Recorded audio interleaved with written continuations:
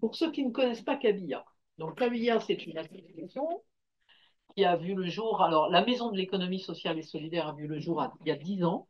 Donc, on a fêté avec bonheur les 10 ans de la Maison de l'ESS samedi dernier, en même temps que les 10 ans de, de la loi Hamon, de l'économie sociale et solidaire. Là, il faudrait qu'on fasse une ola, je pense. Oui, allez, oh, Oh oh, là! oh, tu as raison. On a oublié d'amener le gâteau. Je ne sais plus qui m'a Ça, dit, ça a on aurait été dû. Ça, Leïla. Ouais. c'est une petite erreur. On aurait C'est un dû. oubli. Un oubli parce qu'on l'avait dit à un moment donné. Bref, et donc Kabila est né de l'envie des structures de l'ESS de se retrouver au sein d'une maison pour avoir la possibilité de se retrouver, de discuter, de co-construire, etc.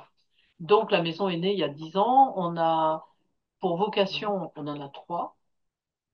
Premier objectif, c'est ce qu'on fait ce soir, c'est-à-dire de sensibiliser le plus grand nombre à ce qu'est l'économie sociale et solidaire, pour sortir de l'économie sociale et solidaire de réparation uniquement.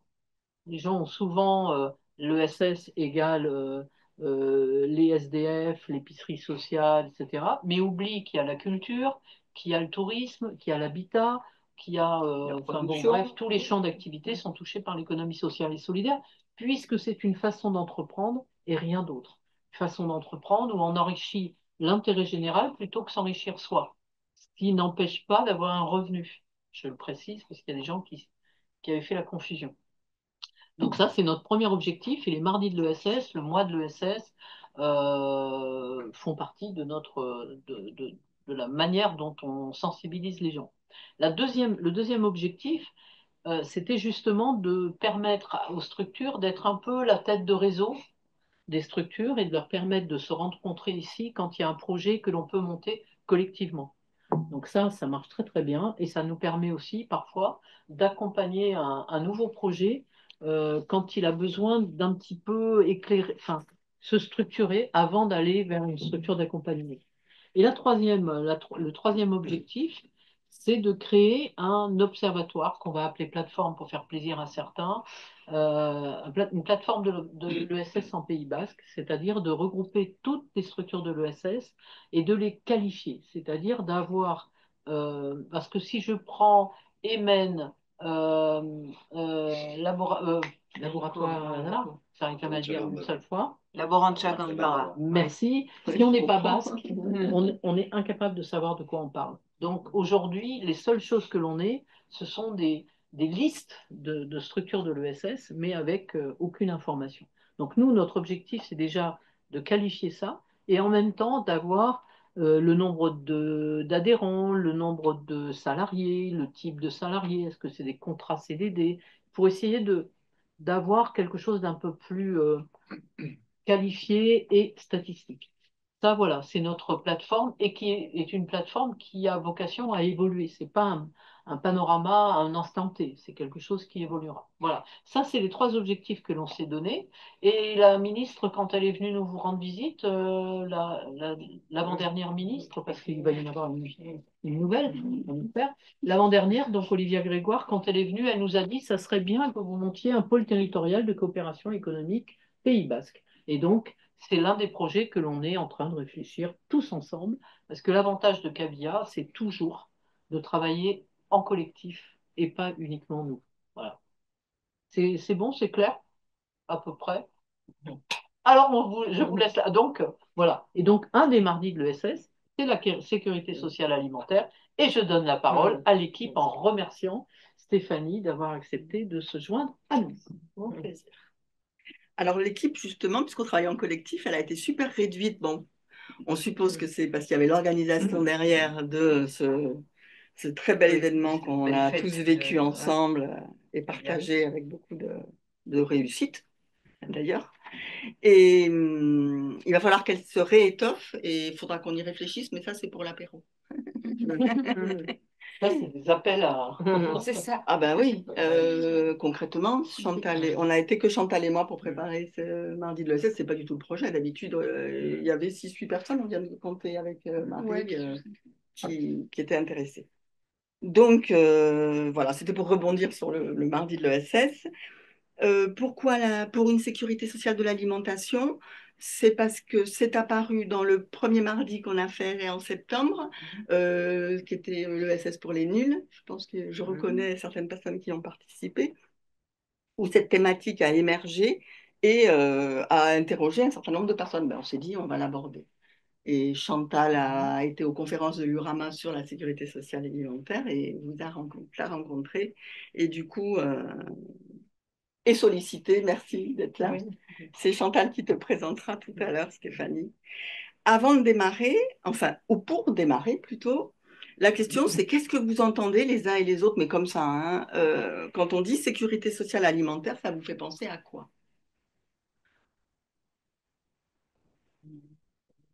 Un minimum pour bien manger, Je pense à certains services comme les restos du cœur. d'accord, ok. La salle virtuelle, vous pouvez également intervenir, hein, si... N'hésitez D'autres, pas à dire ce que vous... et Ouais. tranquille, hein, il n'y a pas de bonne et de mauvaise réponse. Non, non. On est tous au même stade là, hein, sauf Ouais. Stéphanie. Est-ce que c'est un concept dont vous aviez déjà entendu parler, quoi? Sécurité sociale et alimentaire. Pas du tout. C'est assez récent, hein. Moi, ce que je me suis dit, ça va être des charges en plus. Alors moi, de mon côté, je connais déjà et je sais que sur le territoire du Pays Basque, il y a déjà des choses qui sont en cours sur ce sujet, On va en parler. essentiellement à Ayer. Et il y a déjà eu un séminaire sur la sécurité sociale de l'alimentation qui a été organisé. Et il y a une ferme qui est déjà dans cette démarche et qui accompagne un certain nombre de familles dans cette démarche. Et de quelle ferme il s'agit? C'est Ouais. Oualdia? Non. Oui, c'est ça, exactement. Ah, Oui, oui, on en a parlé tout à l'heure. oui.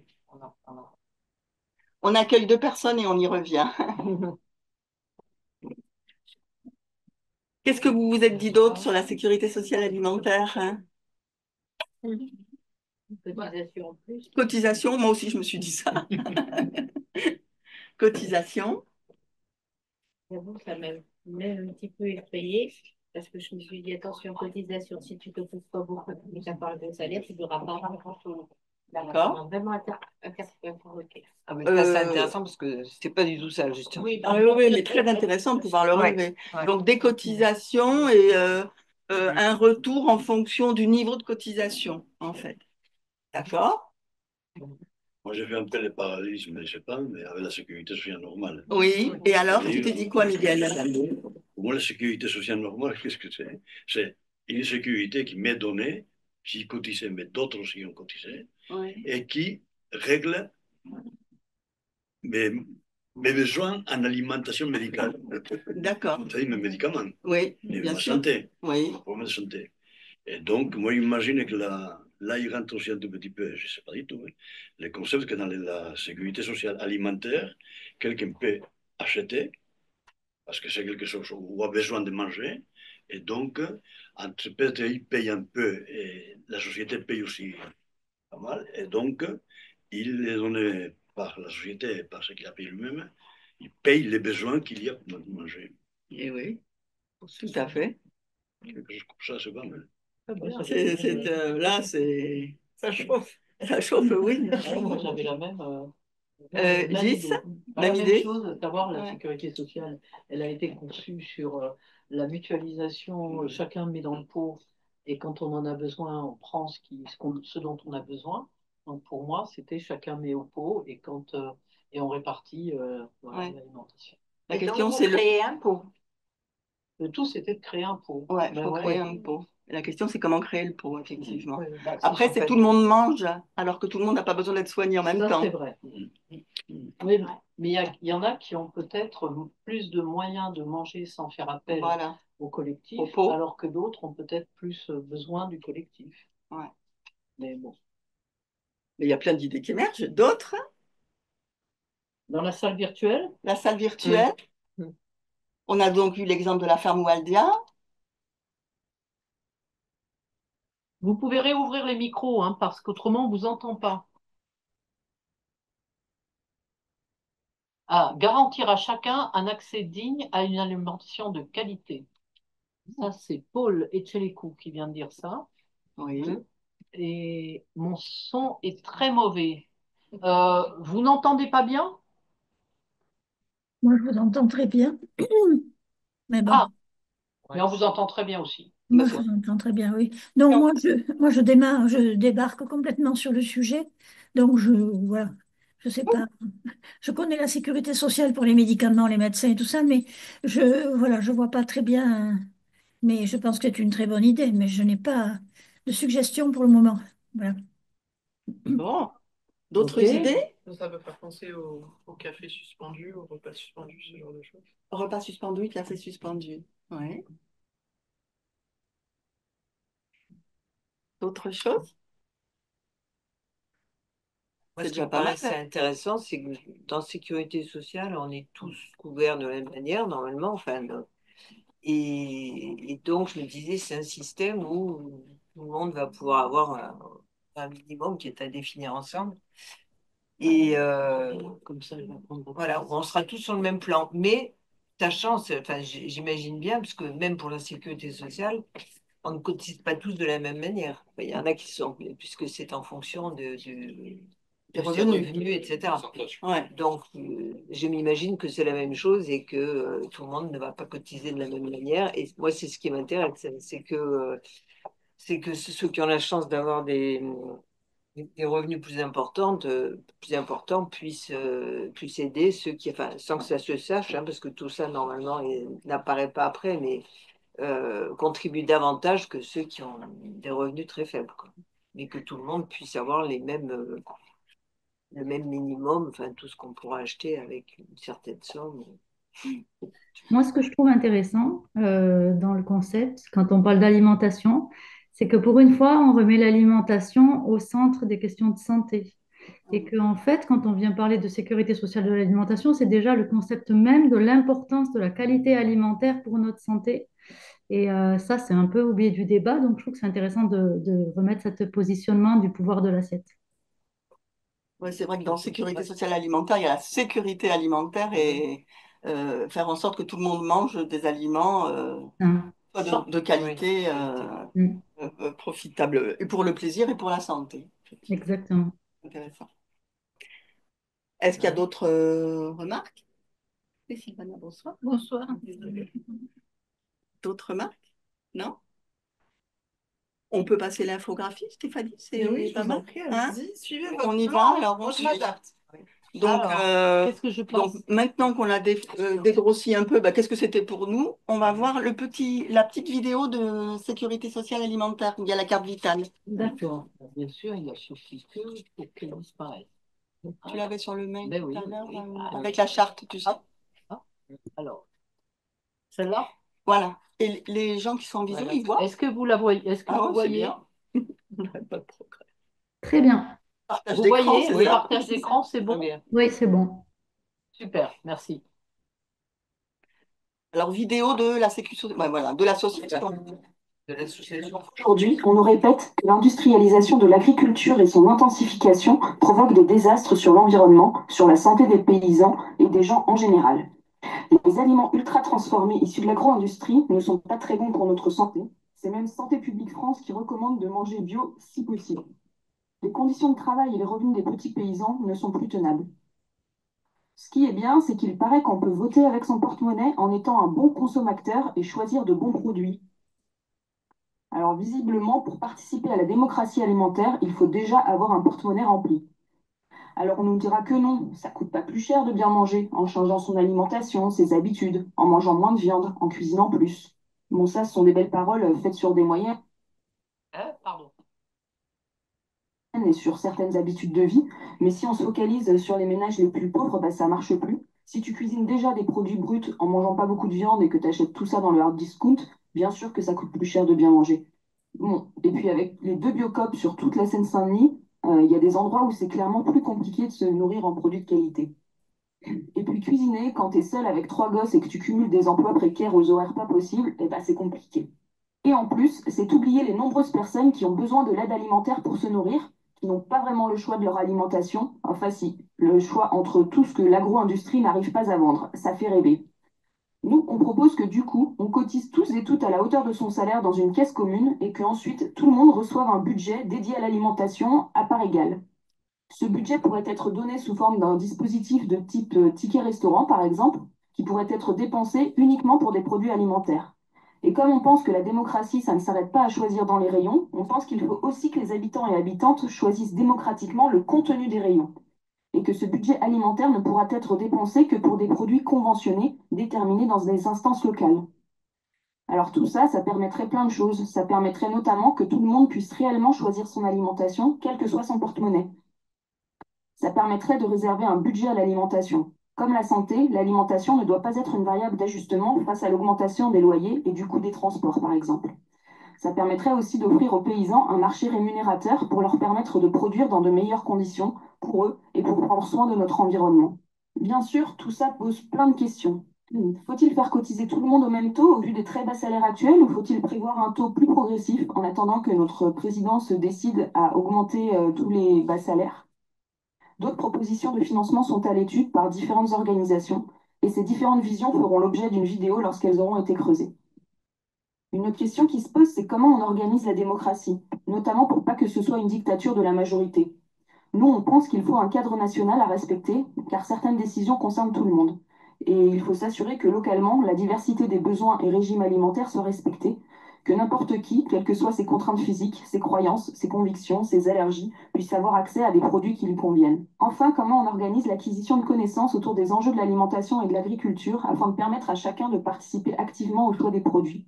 C'est ce type de questions que nous nous posons aujourd'hui avec le groupe Agriculture et Souveraineté Alimentaire d'Ingénieurs sans frontières. Ce sont des réflexions que nous partageons avec d'autres organisations, comme Réseau Salariat par exemple, et qui ont vocation à être creusées collectivement dans les prochains mois. Si ce projet vous intéresse, n'hésitez pas à partager cette vidéo, à en parler autour de vous, à vous inscrire à la newsletter que nous mettons en barre d'infos et à prendre contact avec nous via notre adresse mail. Cette chaîne sera alimentée de diverses vidéos prochainement pour creuser les différents points que nous avons abordés. Donc n'hésitez pas à vous abonner en activant la petite cloche des notifications pour être au courant des vidéos qui sortiront prochainement.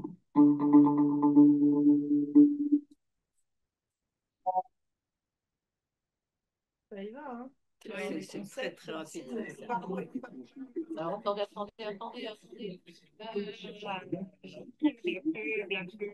Et voilà, ouais, je fais l'esquimau coupé en deux. Excusez-moi. Ouais. Voilà. Donc ça, c'était la petite infographie de l'association pour une sécurité, le collectif pour une sécurité sociale de l'alimentation. Oui. Ouais, il faut peut-être demander ce que les gens ont compris de là, parce qu'ils en ont retenu, parce que c'est du rapide, hein, c'est très très rapide. Donc, c'est par ménage qu'il y aura 500 euros chaque ménage, mais ça va où, les 150 euros? À l'État national, une coopérative, On laisse les questions. association. D'accord, donc Ça où va va l'argent? D'accord. Moi, j'ai compris que tout le monde recevait la même somme. D'accord. Ça m'a étonnée. Ok, tout le monde reçoit 150 euros et 150 euros par personne dans un foyer. Hein? Oui. Enfants compris. Oui. Mais si on n'en a pas besoin, on reçoit quand même? Par an ou par mois? Par 150 euros par mois pour manger. C'est par mois, oui. Donc, si on n'en a pas besoin, où va l'argent? Oui, Oui. enfin, si on n'en a pas besoin, si on n'a pas envie, si on a... Voilà, oui. La cotisation est proportionnelle au revenu des ménages, donc de la personne. Voilà, une autre question. J'ai pas entendu. Le pourcentage, la proportionnalité par rapport au revenu. Ah. Il y avait la question aussi de où est-ce et comment c'était dépensé. Est-ce que c'est sur la grande distrib pure? Mais il parlait d'une sélection de produits où c'était même les consommateurs qui choisissaient ce qu'il y avait dans les magasins. Voilà. Oui. Les subtilités, mais sur C'est la... quelle qualité de produit? Oui. Quel type de produit? Où est-ce qu'on dépense l'argent? Où est-ce qu'on dépense l'argent? Quel type de produit et où? Et où? Voilà. Comment s'organise aussi cette démocratie locale? Il parlait que c'était les citoyens qui se mettaient ensemble et qui votaient justement. Bonsoir. Oui. Bonsoir. L'organisation locale? Ouais, c'est debout aussi. Non, il y a une chaise Non, il y derrière. a des chaises où il y a des tabous. Les chaises, c'est tout à fait. Bon. C'est aucun bouge. C'est pas évident d'aller les chercher dans les toilettes. Il remplit le cahier là, qui était par là. Oui, il est sur le tabouret, juste là. Oui, il est sur le tabouret. D'autres questions? Il y a un côté un peu usine à gaz, je trouve, avec où est-ce qu'on dépense, une charte des produits, une démocratie locale. Bon, s'il faut mettre en place une norme pour interdire les bonbons, ou interdire je sais pas quoi. Enfin oui, une norme pour favoriser certains produits. Ouais. Ok. D'autres questions? C'est vrai que c'était riche hein, comme petite infographie.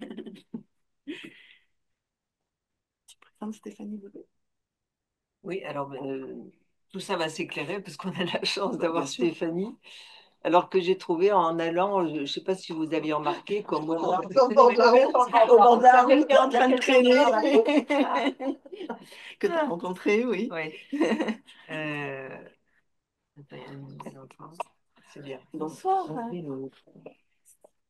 Au moment du salon de l'agriculture, là, de la Baranza Gambara, la chambre d'agriculture locale, j'avais repéré qu'il y avait des conférences intéressantes sur le thème de la sécurité sociale et alimentaire. Comme on avait pensé que c'était vraiment un thème qu'il fallait essayer d'approfondir, je suis allée écouter 3 conférences là-bas.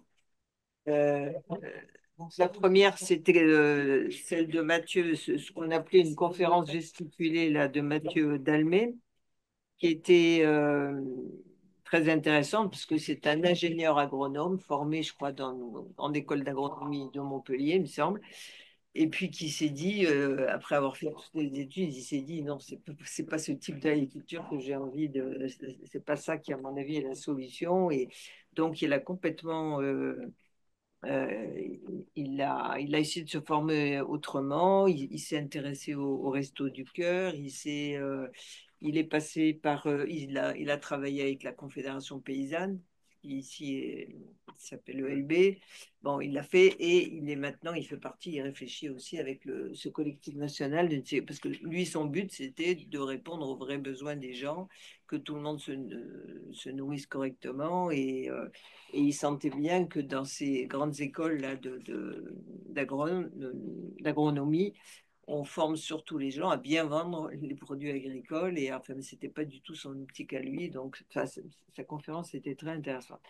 Et par ailleurs, il y avait 2 autres conférences, donc avec sur des tentatives de trouver un autre système et de bâtir, enfin, avec un projet de sécurité sociale alimentaire. Donc, je suis allée écouter, qui était effectivement très intéressante. Et, et donc, je suis allée demander après aux intervenants s'ils pouvaient venir ici pour qu'on en parle un peu plus longuement. Et alors, donc Stéphanie m'a dit tout de suite, oui, enfin, quoi que, non, elle savait que c'était un peu difficile. Elle est particulièrement sympathique parce que normalement, le mardi, elle est toujours occupée, mais voyant qu'à la fin, elle serait la seule, elle a bien voulu venir parce que l'autre intervenant enfin, l'autre personne qui était quelqu'un du Rugne, alors ça m'intéressait quand même qu'il y ait quelqu'un de local, du local, là, qui vienne ici puisque ici aussi, ça réfléchit et il y a des projets, etc. Et celui du Rhône m'a dit tout de suite, bien sûr, je viendrai, etc. Mais il se trouve qu'après, quand on a communiqué, il m'a dit, bah, c'est pas de chance, mais justement, notre comité se réunit le mardi soir. Et donc, c'est pas possible que je vienne. Voilà. Mais Stéphanie est un peu au courant de ce qui se fait là-bas.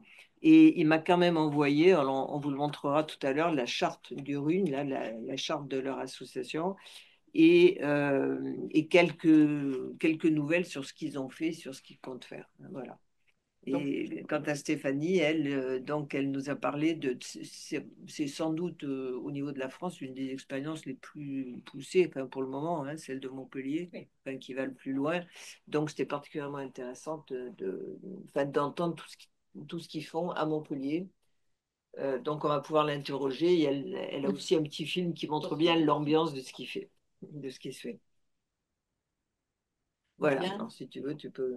On va peut-être rester d'abord sur les questions sur oui, la déjà sécurité été sociale posées, de l'alimentation. Parce que bon, qui, comment, combien.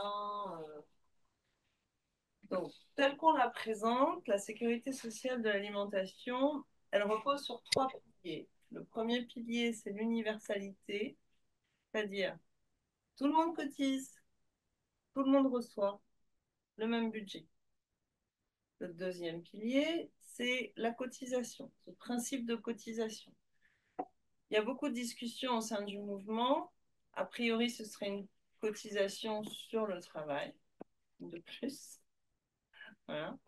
Mais on ne sait pas. Mais le principe, c'est tout le monde cotise. Et tout le monde cotise à hauteur de ses revenus. Et le troisième pilier, c'est ce qu'on appelle le conventionnement. Ça veut dire que des collectifs citoyens décident collectivement de quel type de produit ou de lieu, parce que ça peut être des lieux, on conventionne, des critères de ce conventionnement, sur quelle base? Est-ce qu'on choisit une alimentation bio, durable? Est-ce qu'on, en fonction du prix, est-ce qu'on fait du circuit court, du local? Enfin bon, après, c'est tous les débats qui viennent dès qu'on parle de qu'est-ce qu'on choisit.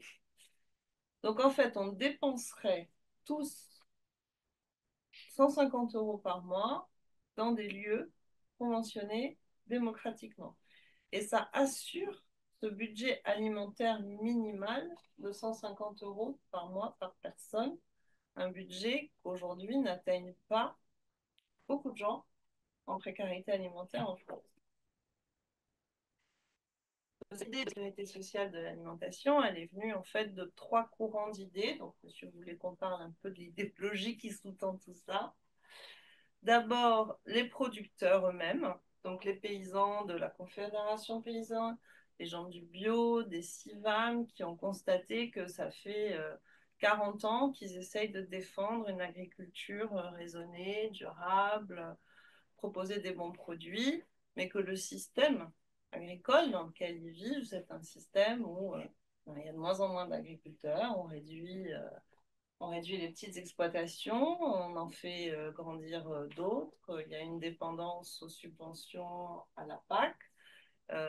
Sur le plan des intrants chimiques, des pratiques de la dépendance au carburant, c'est une catastrophe. On ne va pas trop développer, mais bon, voilà, la profession des agriculteurs, c'est une des professions les plus endettées, c'est là où il y a le plus fort taux de suicide. Bon, ça ne va pas bien du tout. Il y a un autre courant de pensée qui constate qu'au sein de l'aide alimentaire, on est quand même face à une situation où on parle de violence, alors des violences physiques, psychologiques ou symboliques, parce que c'est beaucoup d'anthropologues, de sociologues qui ont travaillé sur ce qui se passe au sein des associations d'aide alimentaire. Les tensions arrivent dès qu'on rentre dans la file, en fait, parce que souvent, on se lève tôt pour aller essayer de prendre sa place dans la file. On espère qu'on va être servi pas trop tard, qu'on aura le choix. Ça crée des tensions tout de suite. Ça met les gens encore en concurrence, même pour l'accès à l'aide alimentaire. Une fois qu'on rentre dans le lieu, les tensions continuent, on voit des paniers passer avec des produits qu'on aimerait bien avoir, on ne sait pas s'il en restera quand ce sera notre tour. On n'est pas toujours reçu comme on le souhaiterait, on a peur d'être mal considéré, on a peur de repartir avec une quantité insuffisante de produits ou pas ce qu'on souhaitait. Et au sein des bénévoles aussi qui travaillent, et voilà, on est confronté quand même, je reprends leurs mots, hein, puisque je les interviewe souvent, à un puits sans fond. Les queues ne cessent d'augmenter. Il y a de plus en plus de gens qui essayent d'avoir recours, qui ont besoin d'avoir recours à de l'aide. Hein. On parle de 8 millions de personnes pour l'aide alimentaire, mais si on compte les gens en précarité alimentaire, on serait plutôt sur 12 ou 15 millions, c'est-à-dire des gens qui n'accèdent pas à l'alimentation qu'ils souhaiteraient avoir. Et donc, ce système-là, il est d'autant plus problématique que via les lois, notamment la loi contre le gaspillage alimentaire, dite loi Garot de 2016, on a autorisé la grande distribution qui autrefois se débarrassait et détruisait tout ce qui n'était pas vendable, à en faire don aux associations d'aide alimentaire. Donc, qui dit don dit défiscalisation. Donc, pour eux, c'est tout bénéfice. Donc, aujourd'hui, c'est plus des surplus agricoles, mais c'est l'agroalimentaire qui travaille en surproduction à des produits souvent transformés, de très basse qualité, qui font l'objet de marchés publics de niveau européen ou nationaux pour alimenter les banques alimentaires, et la grande distribution, qui donne tout ce qui n'est pas vendable, voire périmé, qui défiscalise. Donc au lieu de payer pour détruire, elle a un gain. Donc beaucoup se disent c'est totalement pervers, cynique, et puis ça continue, c'est structurel, comme on dit, et on n'arrive pas à mettre fin à ce système. Et puis il y a un troisième courant de pensée qui est celui qu'on appelle démocratie alimentaire. C'est un concept d'un chercheur anglais, Food Citizenship, qui promeut l'idée que les citoyens reprennent la main sur l'alimentation. Ça fait longtemps, en fait, ça fait pas très très longtemps finalement qu'on a dépolitisé cette question alimentaire. Pendant très très longtemps, les villes, les communes, elles se sentaient très responsables de la façon dont les gens pouvaient manger ou pas sur le territoire. Mais après-guerre, industrialisation, plan Marshall, les intrants chimiques, les tracteurs, petit à petit, on a laissé au marché et à certains lobbies, il faut bien dire ce qui est, hein, le lobby de la chimie, le lobby des semences. Aujourd'hui, les semences ne sont pas libres, on ne peut pas planter et cultiver ce qu'on veut. Voilà, le lobby de la distribution, de la transformation, de l'agroalimentaire. On les a laissés décider quelle alimentation on propose aux gens.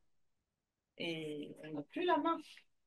Sauf une petite minorité de la population qui a les revenus suffisants pour participer à des AMAP, pour aller dans les magasins bio, pour aller en vente directe. Voilà. Et là aussi, certains producteurs se sont rendus compte, c'est pas possible, ils disent eux-mêmes, mais on voit toujours les mêmes gens en vente directe. Ce sont les mêmes, ils lisent les mêmes journaux, ils habitent les mêmes maisons, ils roulent dans le même type de voiture. En gros, il y a 10% de la population, hein, confortable, qui peut profiter de ces niches en fait de production alimentaire que sont le bio, les labels, la vente directe, les circuits courts, et puis tous les autres, bah, ils vont en fonction de leur budget prendre ce qu'on leur propose en grande distribution. Donc au bout d'un moment, avec les enjeux de transition agroécologique par rapport aux crises climatiques, avec les questions de justice sociale, l'inflation des produits alimentaires, on a vu que la crise Covid aussi euh, pouvait provoquer, enfin des crises, des pandémies pouvaient provoquer des ruptures d'alimentation. Il y a des gens qui s'inquiètent beaucoup sur ce qu'on appelle la souveraineté alimentaire ou l'autonomie alimentaire sur les territoires des pays et même de l'Europe. Donc toutes ces questions font que, comme en fait on se rend compte que c'est le marché tel qu'il fonctionne aujourd'hui et donc l'offre qui décide de tout, de la vie des agriculteurs, de ce qu'on a dans nos assiettes, on pourrait essayer de renverser la table en travaillant sur la demande. Et la demande, en fait, c'est nous, c'est les citoyens qui veulent avoir accès à une autre alimentation. Donc cette sécurité sociale de l'alimentation, elle vient de là. C'est vraiment une réflexion sur différents plans, l'échec des alternatives en agriculture, la problématique de l'aide qui ne fait que croître et qui est quelque part pervertie, hein, et ces questions de démocratie alimentaire qui se double de la défense de ce qu'on appelle le droit à l'alimentation, qui est un droit inscrit dans une charte des droits sociaux des Nations Unies, qui est un peu complexe. C'est pour ça que même si j'y travaille depuis longtemps, il faut que je le lise. Mais je vous le dis parce que c'est très important et c'est aussi un peu la base du travail. Le droit à l'alimentation tel qu'on le porterait comme n'importe quel droit humain fondamental, comme le droit à la santé qui a été mis en place par la sécurité sociale, c'est le droit d'avoir un accès régulier, permanent et libre, soit directement, soit au moyen d'achat monétaire, à une nourriture quantitativement et qualitativement adéquate et suffisante, correspondant aux traditions culturelles du peuple dont est issu le consommateur, et qui assure une vie psychique et physique, individuelle et collective, libre d'angoisse, satisfaisante et digne. C'est très complexe parce que là aussi, mais c'est plein de concepts sur lesquels on travaille et qu'on retrouve un peu dans l'idée de sécurité sociale de l'alimentation. C'est un des ODD ou rien à voir? Non, pas du tout. Parce que dans les ODD, ça apparaît aussi, c'est pour ça. Oui, oui. En fait, c'est inspiré des travaux de Via Campesina avant. Enfin, voilà. Et c'est Olivier de Schutter, qui est un juriste belge, qui a été rapporteur spécial des Nations Unies pour les questions de l'alimentation, de la faim, et voilà, qui a écrit cette façon de concevoir le droit à l'alimentation. Donc, vous voyez, il y a du boulot entre ce qu'on raconte du constat, les problématiques qu'on rencontre et ce qu'on pourrait défendre. Est-ce que ça s'éclaire un peu ou ce qui sous-tend cette idée de sécurité sociale de l'alimentation? Mais vous ne l'avez pas encore expliqué, non? Ah, si, non, si, je vais réexpliquer alors. Si, Voilà. je veux dire les pans sur lesquels ça s'est bâti. Voilà. La réflexion, elle est née Ça, c'est la de réflexion constats. de Comme, base, oui.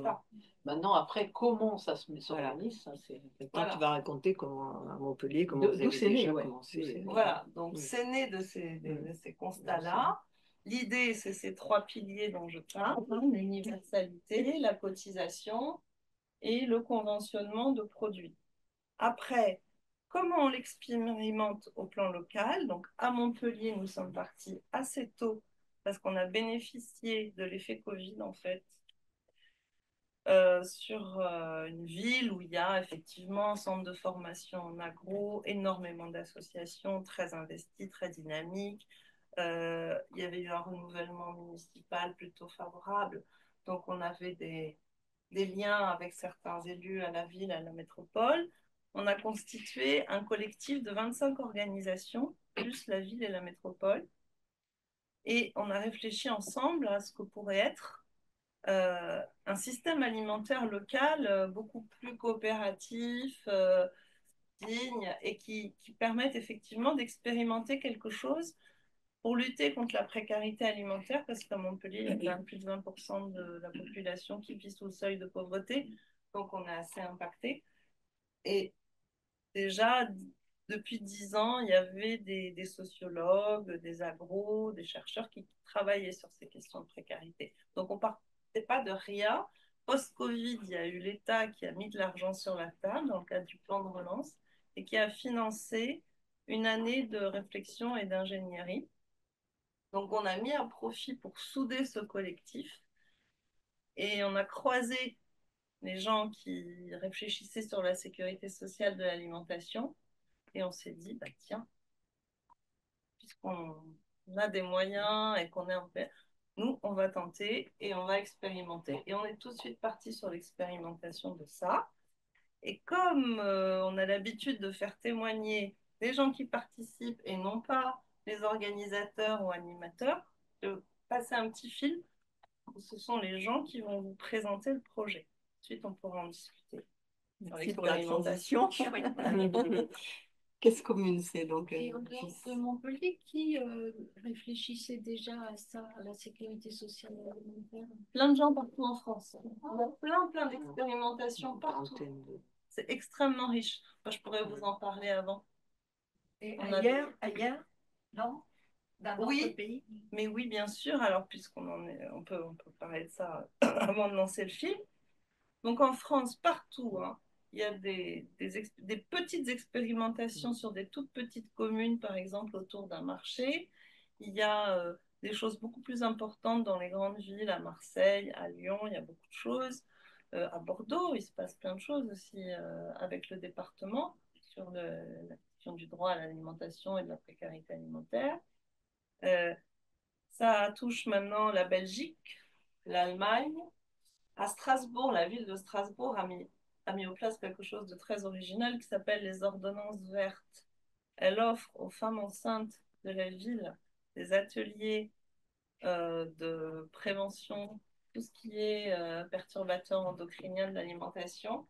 Et c'est toutes les femmes enceintes ont droit toutes les semaines à un panier de fruits et légumes bio pendant leur grossesse. C'est des façons, voilà, c'est des façons de mutualiser et de socialiser cette question alimentaire et de rendre accessible aux gens finalement les plus fragilisés. Et c'est vrai que les femmes enceintes, pour ça avec une purée, de quoi avoir, parce que forcément, quand on cherche à acheter des bons produits, notamment des fruits, des légumes, de la viande, du poisson, c'est inaccessible à beaucoup de budget. Donc voilà, en fait, que ce soit un petit marché, il y a plein de façons de mettre en œuvre ces principes-là. Et c'est ça qui est intéressant. Je lance la vidéo? Oui, vous pouvez y aller. Alors, je reprendrai pour toutes les questions, je suis là jusqu'à point d'heure. Jusqu'à point d'heure, voilà. Jusqu'à 9h30. En fait. Surtout si on prend les bouteilles et continuer. Je cherche où est j'ai la caisse, je vois pas la vidéo. C'est ça la vidéo normalement. Appuie sur tout l'espace. Non, non. Je vois pas de vidéo. Moi, j'ai un texte. Non, non, non, non, mais il y a le. Ça, c'est le bandeau de la vidéo. Normalement, il y a le petit. Il n'y a pas le petit onglet? Il y a le petit onglet. Vous pouvez la rafraîchir peut-être? Oui, alors je vais repartir sur le. Hop, je vais enlever ça. Je vais repartir sur le mail pour voir. Caisse alimentaire commune de Montpellier.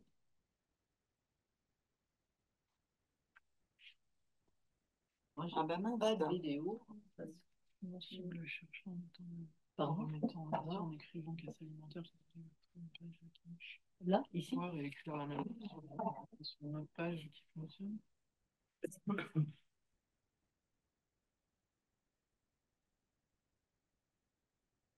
Oui, sinon, il faut directement aller sur Vimeo.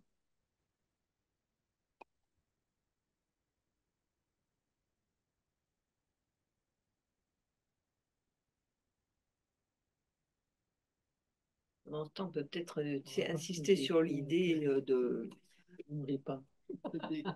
Tu veux pas Montpellier, t'enlèves de Montpellier, Gis. Ouais. Où est-ce qu'il y avait le tiré alors? Du 2. Ouais. Caisse alimentaire commune.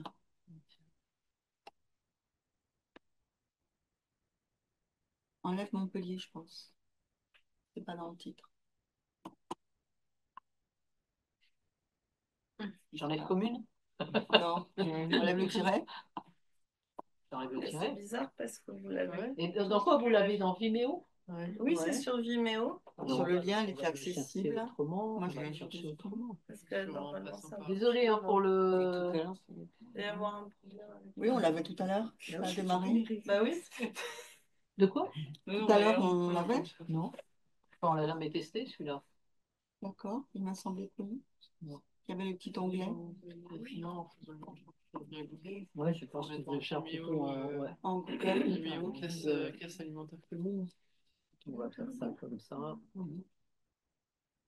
C'est caisse alimentaire commune, le film. Voilà. Alors, c'est celui-là? Le cas Montpellier, le troisième là. Ah non, c'est pas celui-là? Non, c'est pas celui-là, c'est 14 minutes. Hop. Non, Hop. Voilà. Non, normalement, c'est sur Vimeo. Il y en avait un qui va dire bien. Pardon. Je vais y arriver. Hein. Oui, on va y arriver. C'est juste caisse. Alors. Oh, je l'avais là.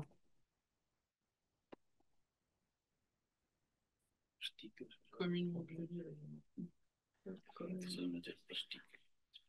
Vidéo, j'avais mis. Voilà. Alors, lequel? Et si vous rajoutez Vimeo dans le. Je rajoute Vimeo. Ouais. Plutôt que vidéo.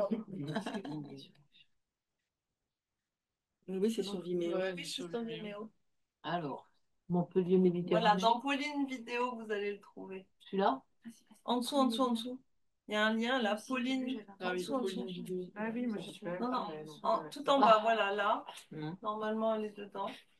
Oui, Voilà, tout en bas là. Ouais. Voilà. Génial. Bravo. Revient à Non, mais comme quoi, il y a un problème avec. Il y a un problème, parce hein, que mais normalement, voilà. Donc voilà. Mais ce que je vous propose, c'est que vous notez le truc et vous irez le voir quand il sera. Il doit y avoir un petit Mais bug. même si tu cliques sur le bandeau noir, là, ça fait rien. Non. Je clique en haut à droite ou c'est comme ça. Non, là, la page, c'est la maison de l'ESS, donc c'est pas Il y a bon. quoi en dessous? Il y a un bouton en dessous. Où ça? Normalement, il y a un démarrage. Si tu cliques sur la vidéo, Nouveau? sur le bandeau là, noir. Vas-y. Ouais. Je sais pas, parce que Vas-y, ça vas-y. marche. Oula. Non, mais sur ce téléphone, ça fonctionne. C'est ça qui est étrange. Ah oui, Ça fonctionne sur les deux normalement, je crois. Ah bon, bah alors vas-y. Non, mais ça. Moi, il y a certainement un truc qui m'échappe, hein, il n'y a pas de souci. Ouais, ou Mais peut-être je vois pas ce un qui m'échappe. blocage de par contre. pop-up ou un truc comme ça qui fait que ça se lance pas. Alors attends, ferme celui-là peut-être déjà pour éviter qu'il y en ait. Non, pas celui-là. Là, voilà. Peut-être qu'il y en a deux. C'est pas un truc d'un pop-up qui va se lancer. Non, je suis pas spécialement spécialiste, mais des fois, il y a des blocages. Je me dis que ça peut être ça, mais moi, il y a un message en général quand c'est des pop-up. Je peux pas faire comme ça. Mettre un Non, normalement, il y a juste le truc pour lancer les caisses. Tout à l'heure, quand je suis arrivée, Ça marchait. il y avait tout. Donc, Et ça, vous l'avez trouvé hyper Je l'ai là. Normalement, je l'ai là. Et ça, c'est pas bon, c'est pas celui-là. Hein. non. Non, c'est pas celui-là. On est Regardez d'accord, en hein. dessous. Non, c'est pas celui-là. Là, j'en ai pas d'autres. Il y en a que deux. Et Non, après, j'ai c'est celui-là. un lien. Voilà, là, j'ai C'est celui-là. un Mais lien. c'est- Et quand je suis arrivée tout à l'heure, tout était prêt à enclencher. Hein. celui-là, non, c'est Voilà. pas. Ça y est. Mais il suffisait de le dire. Est-ce que vous voyez en. Moi, j'ai entendu parler qu'il y a un comité. Alors attendez, est-ce que vous voyez dans la salle? Oui, on voit et on entend bien. Ok, super, merci. Alors, je mets grand écran et Et donc, à faire de l'accès à l'alimentation saine un droit.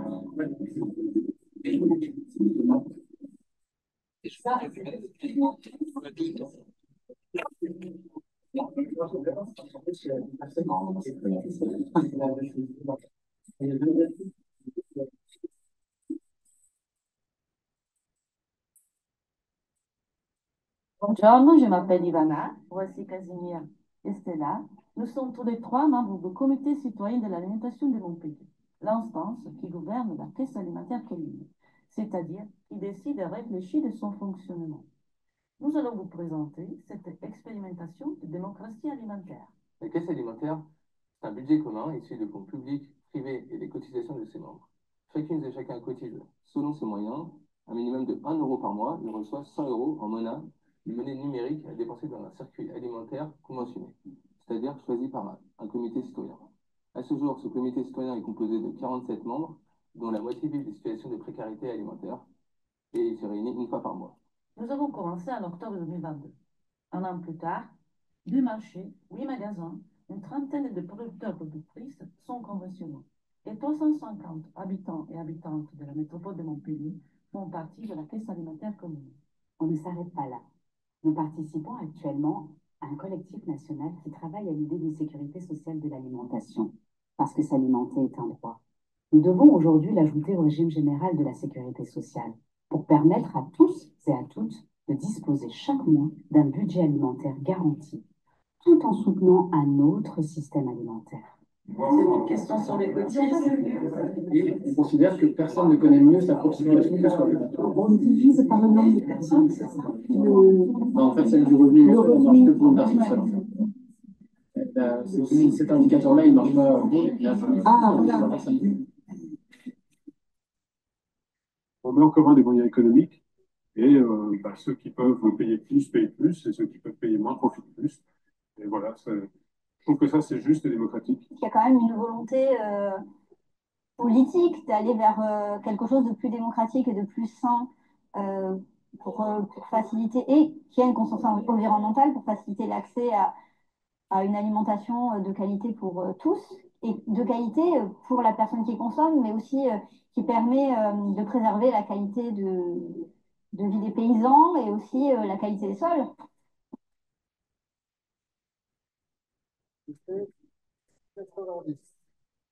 Je suppose qu'il faut que je sorte mon objet diabolique. Alors, du coup, je viens de faire avec mon téléphone. Je viens de réaliser une opération financière où j'ai encaissé le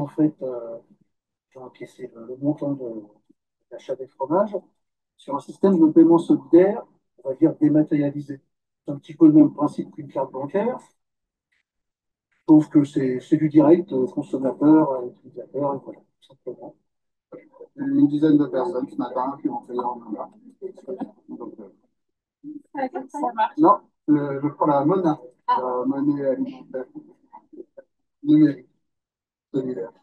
C'est un projet très atypique et qui pourrait paraître comme risqué même pour une collectivité de soutenir, parce qu'on est vraiment dans l'empowerment, quoi, de la façon dont les citoyens vraiment prennent le pouvoir sur leur alimentation et même plus globalement sur le système alimentaire. Donc, ils décident de où sont les points de vente, ils décident de ce que c'est que l'alimentation durable, ils décident de la relation qu'ils veulent instaurer avec les agriculteurs.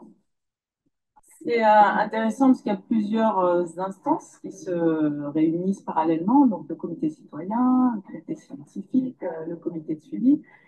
C'est important que ces instances ou ces personnes se rejoignent à certains moments. Tout le temps, on a le comité citoyen, par exemple, aujourd'hui, on a été invité. C'est la deuxième fois en invité. Je pense que c'est important qu'on ne participe pas tout le temps, mais qu'on comprenne comment ça fonctionne. À l'inverse, sur le comité de suivi, il y a des membres du comité citoyen qui vont être invités. C'est important qu'il n'y ait pas de déconnexion forte entre les différents parties prenantes du projet. Oui, très bien, ça va. T'es animatrice, ça m'étonne pas? Non. Animatrice, mais... Moi, je suis quelqu'un qui, les réunions comme ça, j'aime pas trop. Alors, ça me fait concentrer un peu plus sur d'écouter, d'essayer de parler, parce que je n'aime pas trop parler devant tout le monde. Et c'est convivial parce que, bon, voilà, on est, à force, on a depuis le mois de septembre que ça a été ouvert, ça veut dire, ça fait 8 mois, c'est ça à peu près. On se connaît, voilà, et c'est d'amitié, voilà, le groupe, c'est d'amitié. Vous allez plutôt vous positionner si vous avez un sentiment de perplexité ou de doute par rapport au travail de conventionnement qui a démarré la dernière fois. Et là, c'est plutôt, je suis très motivé, je vois. Non, je suis au clair. Je suis au clair, je vois très bien sur l'interlocuteur. Pour moi, la démarche est claire. La précarité alimentaire, c'est aller au resto du cœur, aller au secours populaire, ne pas finir à découvert à 400 euros, 500 euros sur le compte, qui était mon cas pendant très très longtemps, quoi. Donc, manger quasiment la même chose toute la semaine. Donc, je suis arrivée timidement dans l'expérimentation, sans savoir où j'allais, sans savoir pourquoi je faisais ça. Et puis, j'ai compris que ma place était là parce que j'ai la parole, parce que je décide de certaines questions qui préoccupent pas mal de monde comme moi, ou même qui n'est pas comme moi, parce que je me suis rendu compte qu'on avait quasiment tous la même préoccupation. Et même des gens de différents horizons, riches, pas riches, pauvres, pas pauvres, petits, gros, moyens, qui mangent, qui aiment beaucoup manger ou qui aiment pas trop manger. Voilà. Donc, pour moi, c'est comme ça que je suis arrivée. Et pourquoi je suis restée, c'est parce que vraiment, j'ai ma place dans le sens où on me demande mon avis, où on le respecte et où on le prend en compte. C'est pas un politicien ou un chercheur ou une grosse tête, comme je les appelle, une grosse tête qui va se dire bah non, ça c'est bien pour toi, ça c'est bien pour toi, ça c'est bien pour toi. En fait, non, on me demande à nous qu'est-ce qui est bien pour toi. Donc, ensemble, on construit ce qui est bien pour nous. Des lieux sur lesquels on a besoin encore d'approfondir un peu la réflexion par rapport à ce qui va être dit dans les tables sur les indicateurs. des lieux qu'on écarte complètement parce qu'ils ne font pas forcément être vus, et puis des lieux qu'on voudrait rajouter dans les visites à réaliser dans les prochaines semaines. Bon, ça va? Ça va bien. En fait, 4 de rapidité, 4 de praticité. Et nous, on va travailler sur un critère en particulier, qui est celui de la qualité. Et l'idée, c'est du coup de retravailler dans un premier temps les indicateurs, donc qu'on va pouvoir regarder, caractériser, ou même, voire même mesurer, pour apprécier ce critère de qualité.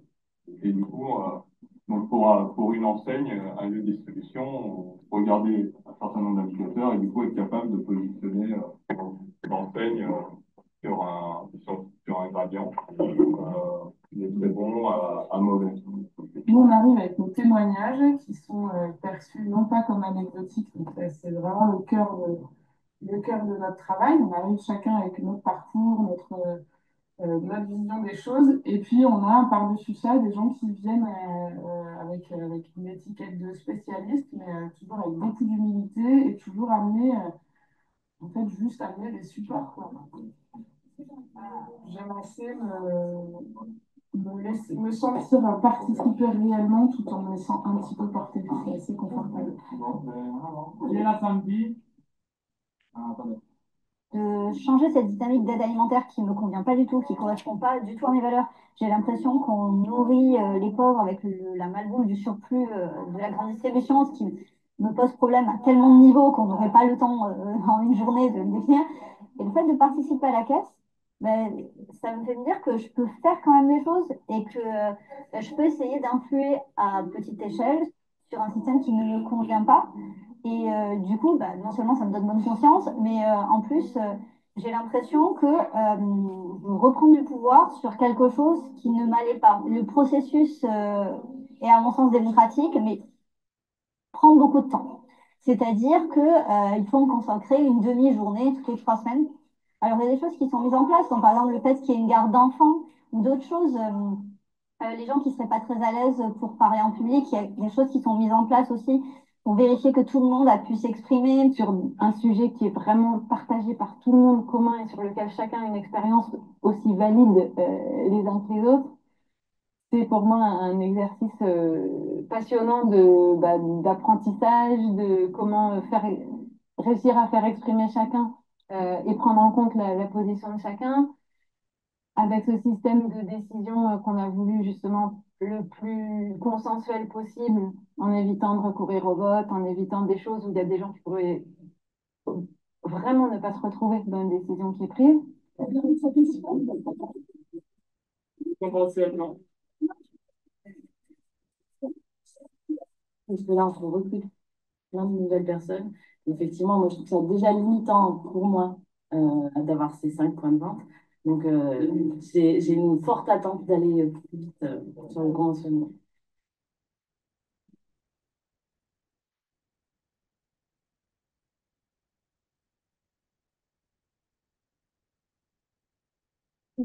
Oui, c'est pas mal aussi.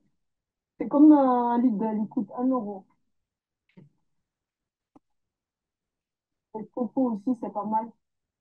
J'aime le coco, mais il est un peu cher. Et là, justement, on peut se permettre, parce qu'avec la Mona, on a comme un amorti, quoi. Et on peut fermer les yeux un peu sur le prix. Pas comme d'habitude, quoi. On peut acheter que l'alimentaire. On ne peut pas acheter que les autres choses, en fait. Donc ça ne sert à rien de regarder ici.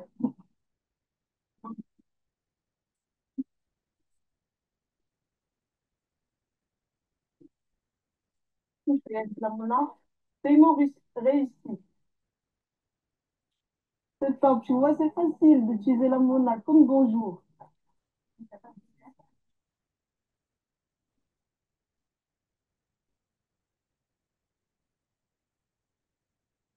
Les tomates qui sont là, les tomates, on en a déjà. Celles-ci, elles sont, vous voyez, elles commencent à être un peu jaunes. C'est celles qu'on n'a pas encore plantées. Donc, ils vont être un peu de secours parce que des fois, on plante et puis il y a des plants qui meurent. Donc, on en garde toujours un petit peu qu'ils vont venir remplacer.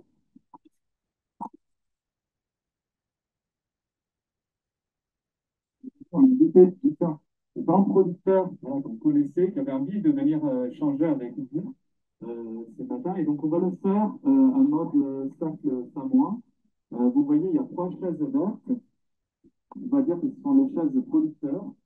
Il y a 3 chaises blanches qui sont les chaises de comité citoyen. Et moi, ça m'intéresse de venir ici, c'est pas tant pour moi, en fait, enfin, si c'est un peu, c'est plus politique, quoi. C'est que, moi, concrètement, je fais du bio par conviction et compagnie, là. Donc, je vois un peu en direct, donc j'ai un peu de retour en direct. Après, le reste, devant des mini-gros, donc je vois pas les clients, en fait. Enfin, je vois pas les clients finaux, donc je vois que les intermédiaires. Mais je sais concrètement qui c'est qui mange ma nourriture. Voilà. Et c'est vraiment un des seuls trucs qui me dérange dans mon métier, quoi. De savoir qu'il n'y a que des gens qui ont les moyens ou qui ont la culture de c'est bien ça. Et ça, c'est vraiment un des trucs qui me, ouais, qui soit un mot poli, qui m'embête. Voilà.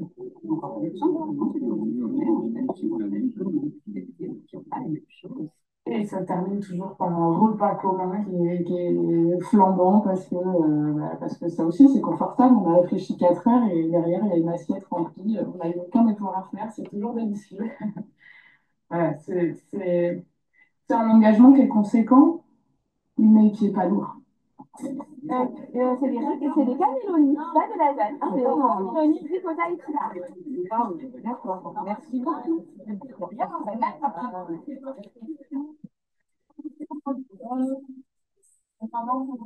Merci.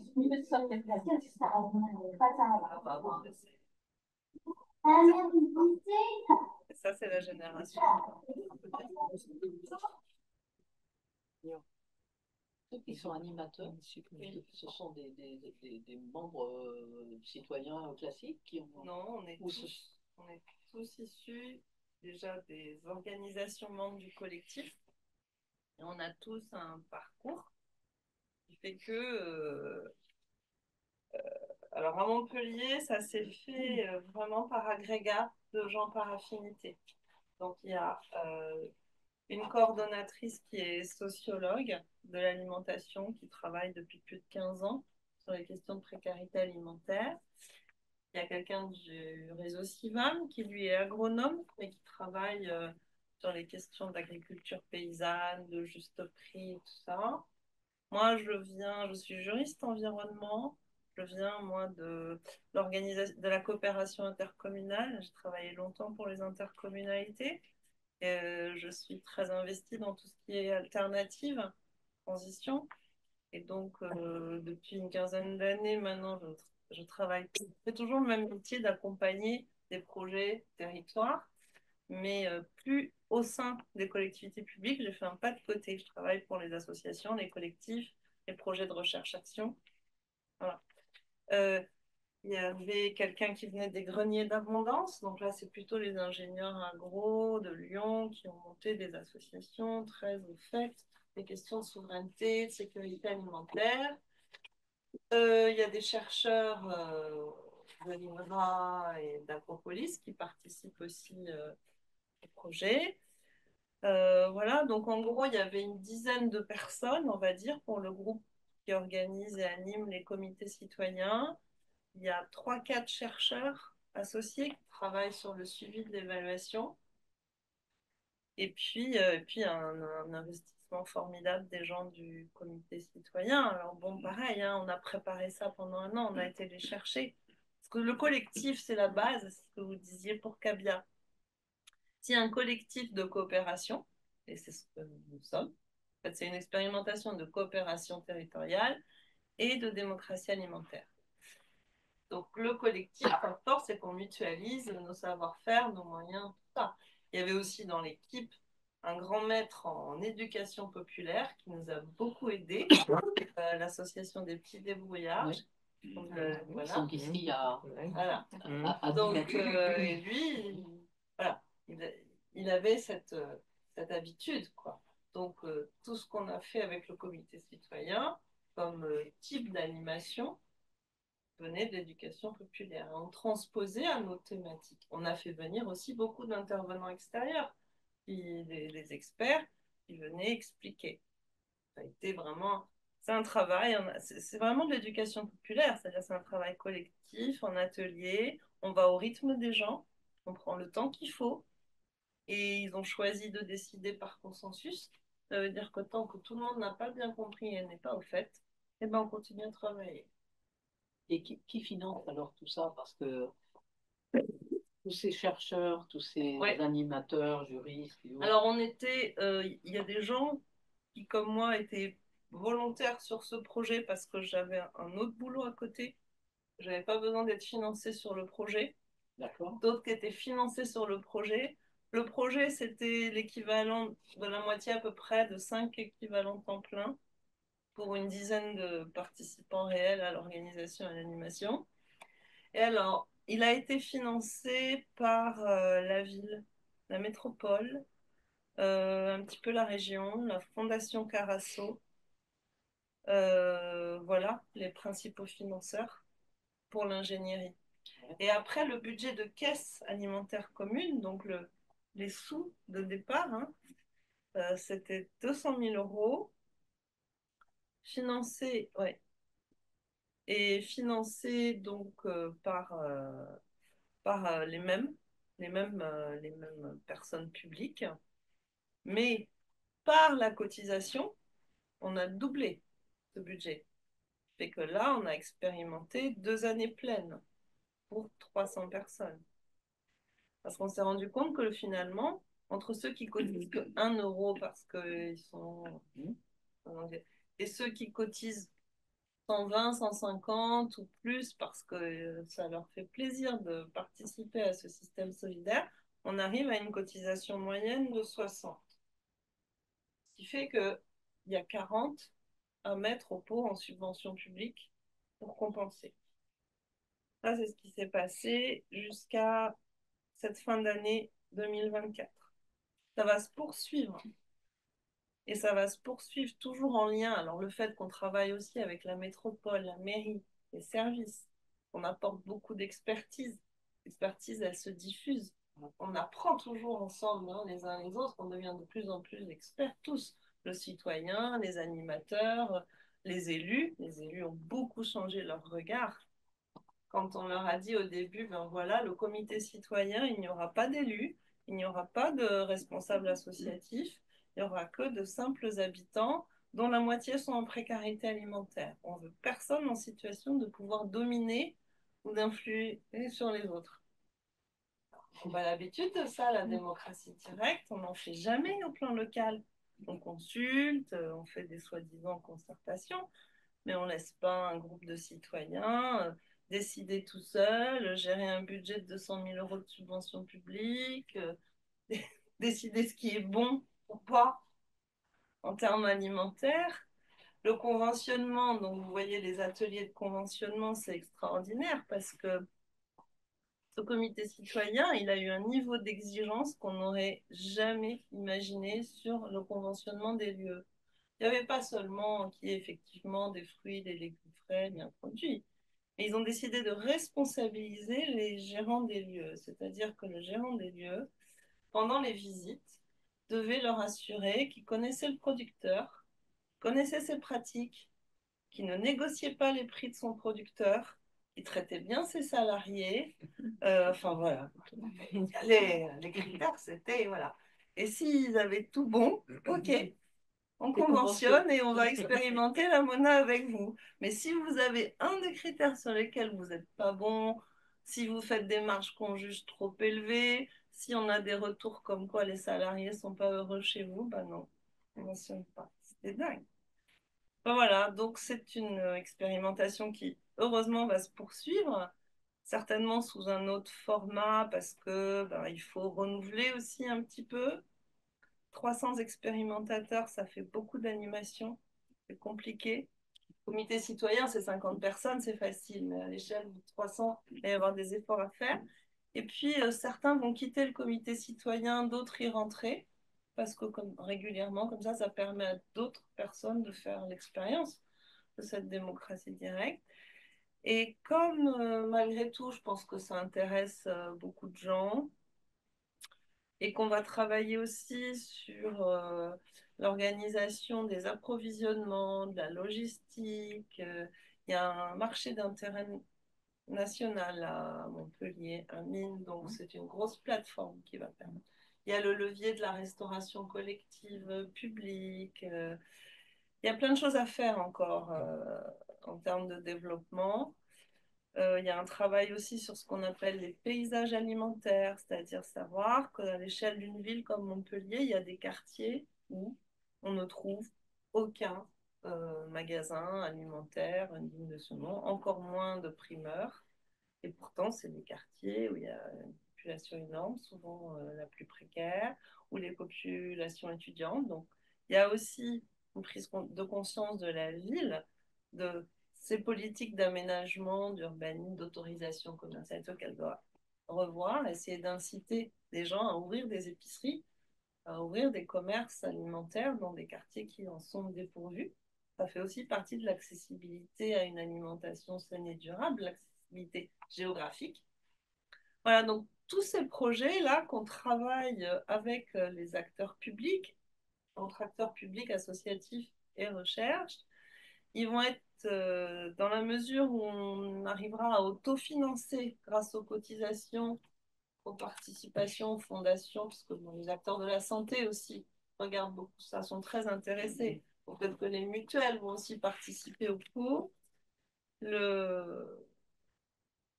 Sur les prochaines années, là, les 3-4 prochaines années, on va autofinancer 50% du dispositif et la Banque des territoires va financer les 50% autres en tant que projet.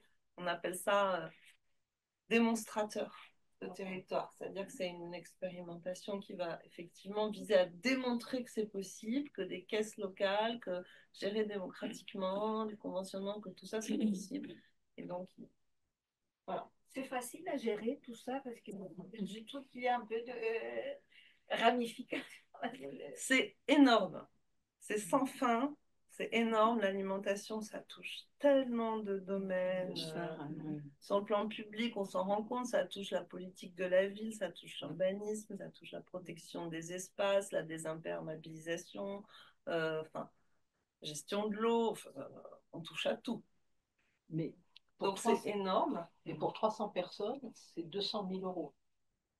Donc au niveau d'une ville comme Montpellier, le budget serait 400 énorme. 000 au total, mais avec les cotisations, oui, avec des fondations. Mais l'expérimentation porte sur 300 personnes. Si demain on mettait 150 euros par personne sur une ville comme Montpellier, ça serait un budget colossal. Oui, c'est un budget colossal, c'est plusieurs milliards. Mais après, il faut mettre en exergue d'autres dépenses, c'est-à-dire que si on regarde un peu tous les coûts cachés de notre système alimentaire, les coûts environnementaux, sociaux, de santé, la maladie, on arrive à des sommes tellement astronomiques. Alors, je vous conseille une étude du Secours catholique et du réseau CIVAM avec Solidarité Paysan et l'Association des diabétiques de France, qui est en ligne sur le site du Secours catholique ou CIVAM, qui s'appelle L'injuste coût de notre alimentation. Ils ont vraiment travaillé à essayer de mettre tous les coûts cachés, on va dire, les coûts induits du système alimentaire tel qu'il est. Et encore, on n'arrive pas à voir les chiffres. Hein. Quand on cumule la partie immergée de l'iceberg, des coûts cachés de l'alimentation, on se rend compte qu'on a de quoi financer une branche. L'injuste coût de notre alimentation. Bon, ça mériterait pareil, hein, une séance entière là-dessus. C'est-à-dire qu'à chaque fois, c'est là où je suis d'accord avec vous, à chaque fois qu'on tire un sujet, hop, c'est... Et est-ce qu'on peut imaginer que ça modifie l'aide alimentaire actuelle qui ne satisfait ni le public qui en bénéficie entre guillemets, ni les bénévoles qui le distribuent? Est-ce qu'on peut imaginer, enfin, est-ce que vous en avez des retours? Est-ce que déjà, tous ceux qui participent à notre expérimentation n'ont plus besoin d'aller à l'aide alimentaire. Souvent, vous voyez, hein, les gens en précarité, puisqu'il y a quand même 50% des membres du comité citoyen qui sont en précarité alimentaire. Ça, c'était une volonté de départ absolue. On voulait donner la parole à ceux qui ne l'ont jamais. et qu'on n'écoute pas. Donc, il fallait qu'ils soient présents. D'où l'intérêt de ces coopérations collectives, parce que c'est grâce aux associations d'aide sociale, les centres sociaux, tout ça, qu'on a pu aller chercher les gens et les mobiliser pour participer. Et donc, effectivement, ce qu'on observe, puisqu'on suit un peu l'évolution des achats et des pratiques alimentaires des uns et des autres, c'est que pour beaucoup, bon, le plus beau, c'est leur témoignage à eux avec leurs mots, mais je vais faire des petites synthèses avec mes mots à moi. La redécouverte des fruits et légumes, des produits bio, c'est quelque chose de phénoménal. C'est pas des gens qui ont tout le temps été en précarité, souvent. Donc il y a un lien avec la mémoire.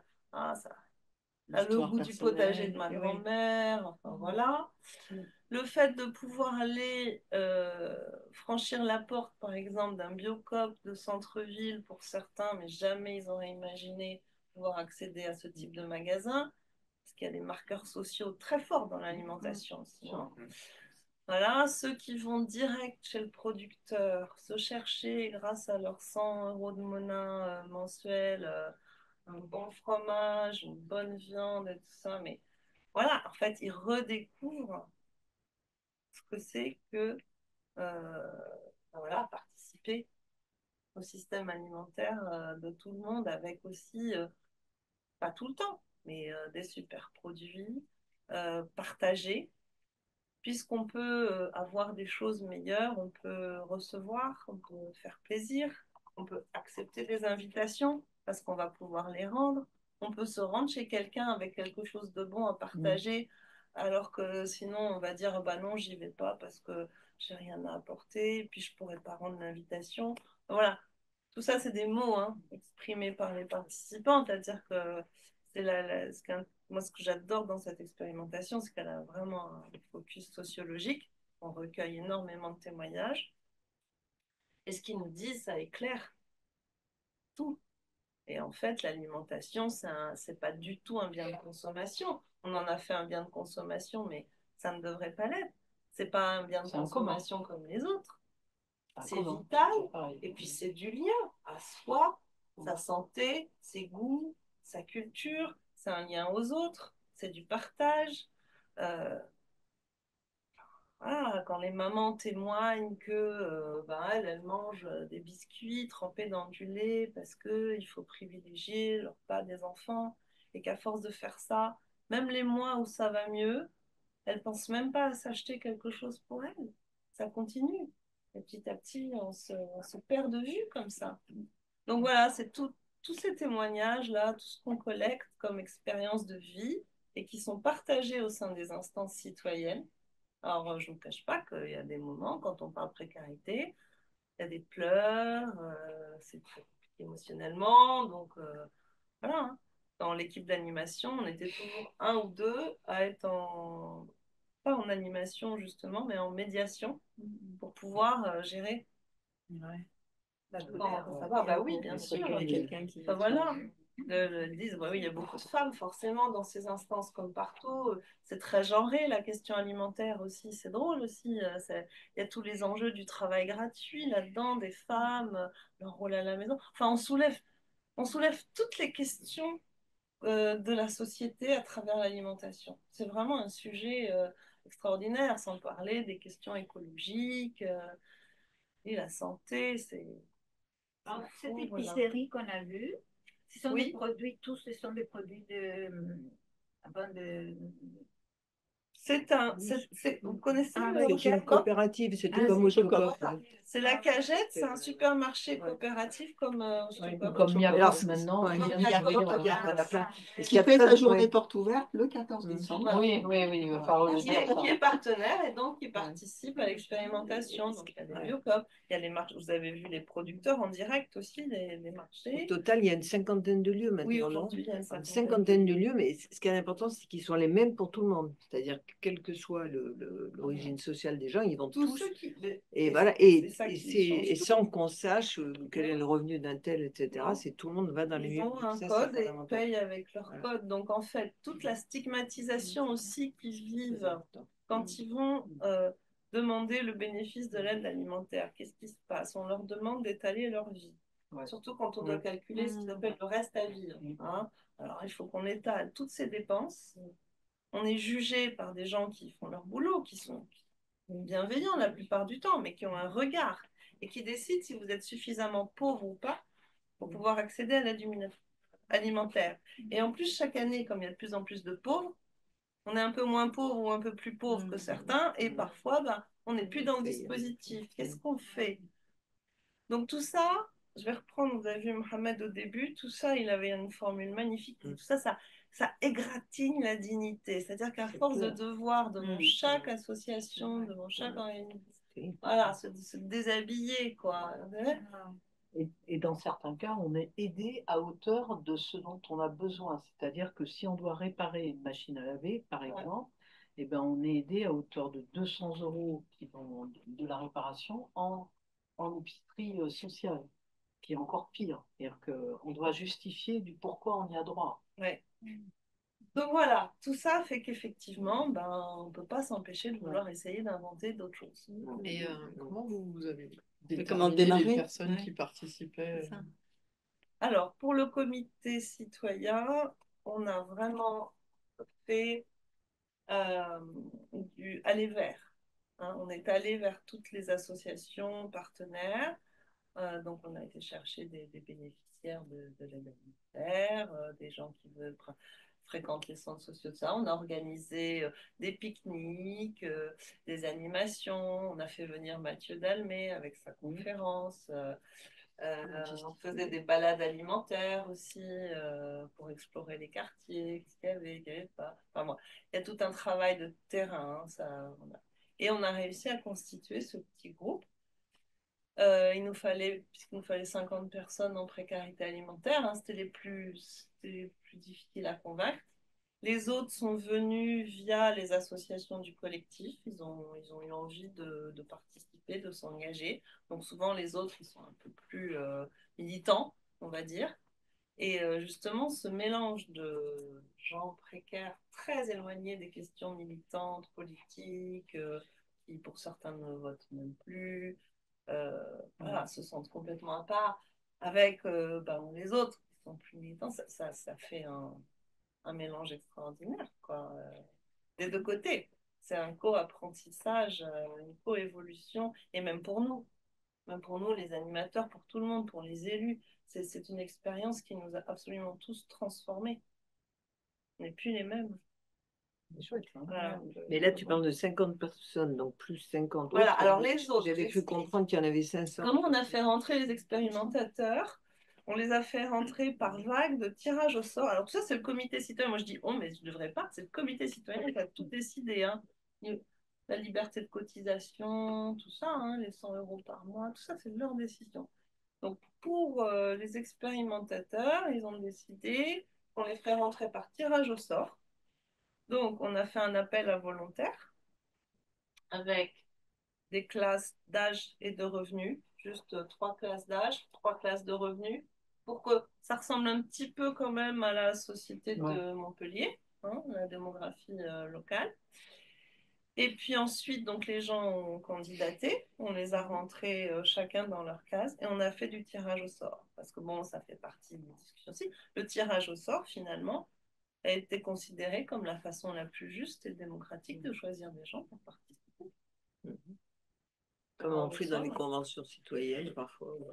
Ben oui, en fait, oui, tout à fait. Moi, j'étais à Paris entre la COP 21 et la mise en place de la Convention citoyenne. Donc, à l'époque, ça bouillonnait fort hein, dans les milieux alternatifs. Donc, effectivement, je me suis beaucoup inspirée de ça. Ça marche partout où c'est mis en œuvre, ça marche extrêmement bien. Et bon, avec un public, nous, on avait un public un peu plus, on pourrait penser plus compliqué, mais en fait non, parce que avec les méthodes d'éducation populaire et le temps, alors c'est énormément de travail. Pour nous, pour eux, c'est énormément de travail. Alors, ils ont dit, là, on entend une femme qui dit, ça prend pas mal de temps, une matinée toutes les 3 semaines, ce que je ne trouvais pas énorme. Enfin, ça, c'est le rythme de croisière. Oui, ça, c'est le rythme de croisière. D'ailleurs, des moments où c'est pour la préparation, c'était 2 samedis par mois, c'est-à-dire que les 4 premiers mois, pour l'interconnaissance. pour la mise en confiance, pour le cadre de travail, pour que, voilà, ils puissent être prêts à décider ensemble. C'est 8 séances d'une demi-journée. Donc, c'est 4 mois avec deux samedis par mois, tous les 15 jours. Et ensuite, toutes les 3 semaines. C'est normal. Mais c'est ce qu'il faut. Moi, je le dis toujours, la démocratie, ça se décrète pas, ça se travaille. Et ça se travaille constamment et on le voit, enfin, bon, à travers l'alimentation, mais plein d'autres sujets. Si les gens se détournent de la démocratie, et bon, à titre personnel, je trouve ça extrêmement dangereux. Voilà. Si on ne croit plus que c'est ça notre commun, c'est de faire ensemble, de façon démocratique et respectueuse les uns des autres, ben, je sais pas où on va atterrir. Hein. Donc voilà, l'idée c'est aussi, bon bien sûr on peut soutenir, il y a plein d'initiatives différentes, hein, les épiceries sociales, il y a Julie qui est là de la ferme du Aldia et c'est super parce que bon elle a fait des efforts aussi de solidarité avec sa ferme et l'insertion.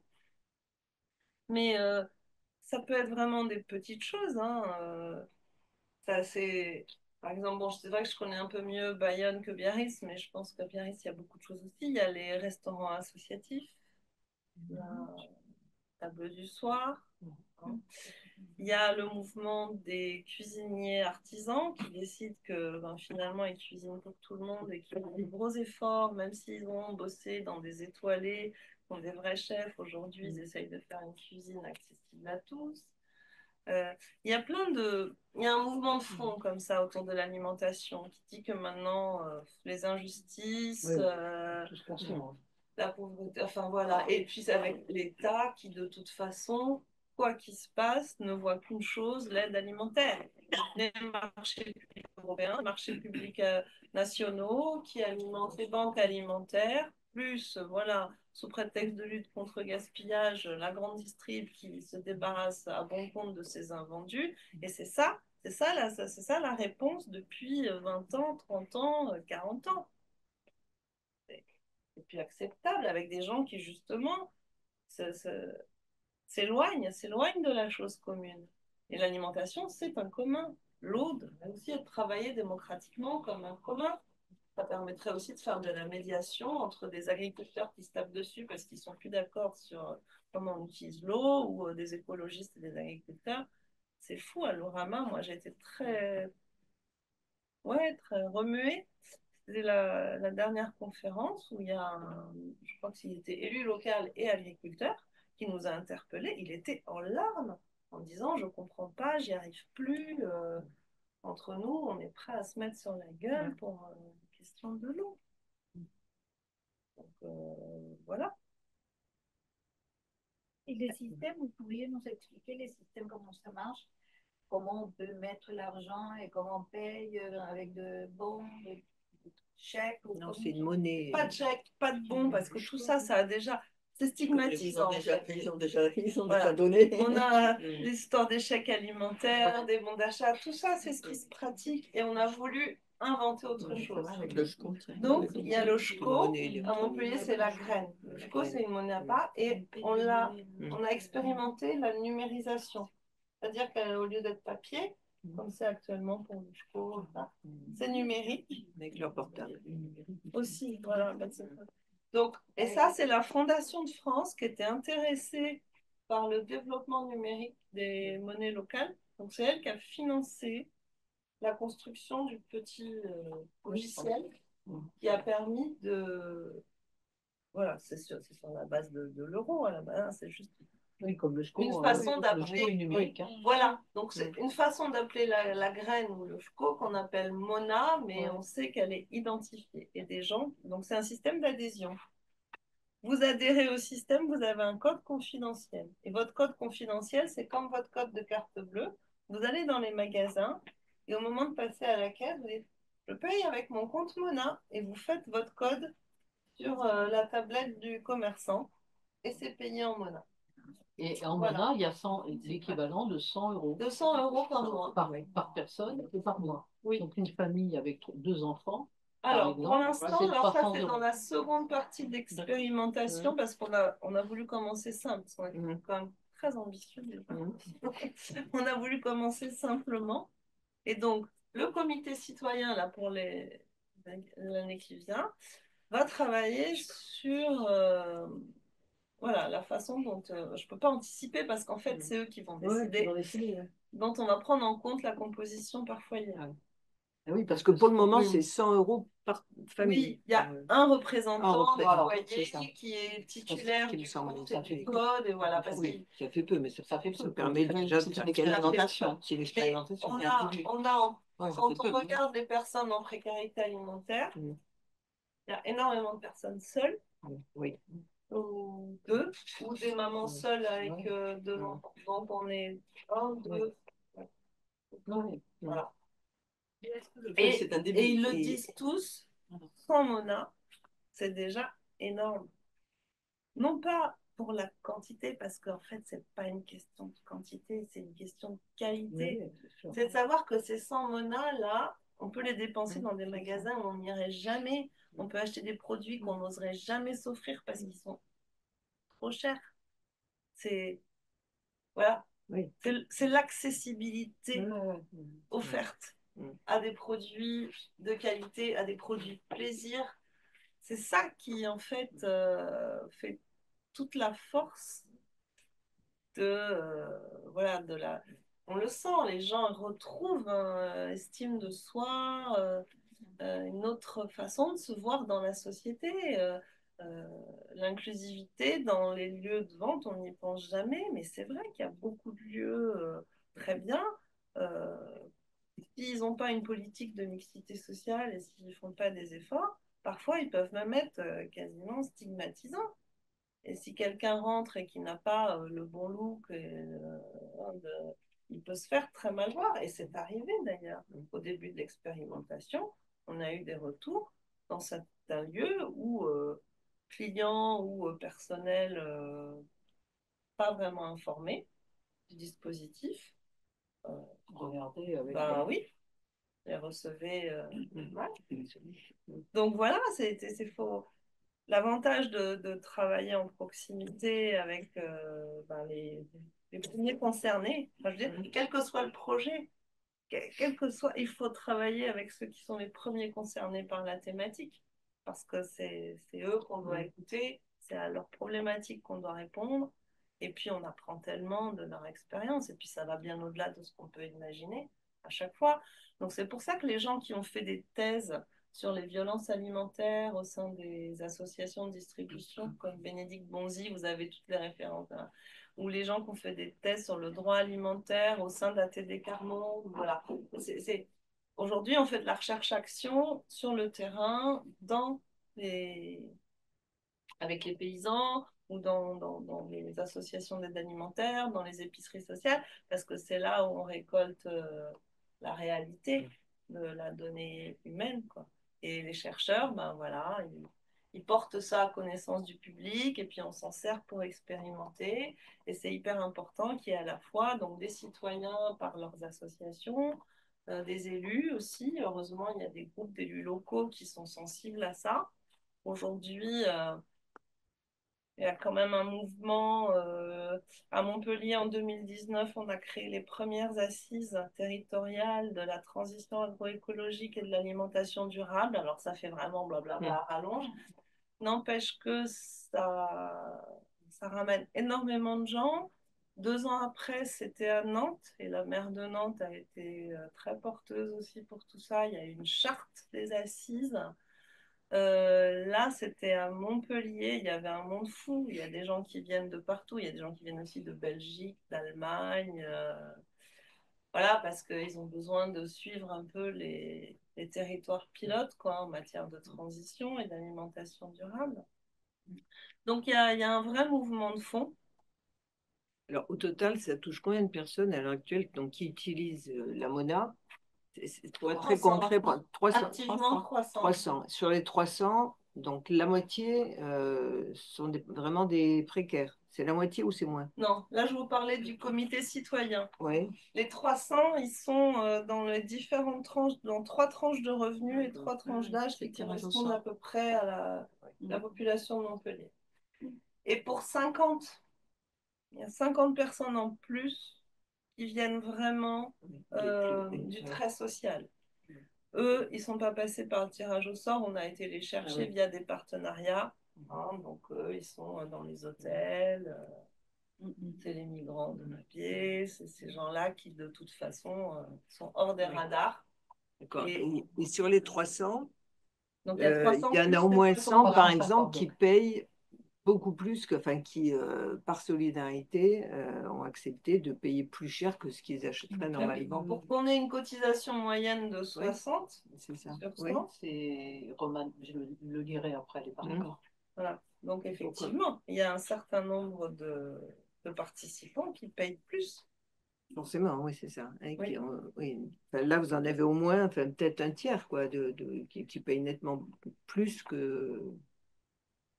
qui paye oui, presque de ce tournoi-là, quoi, quand même.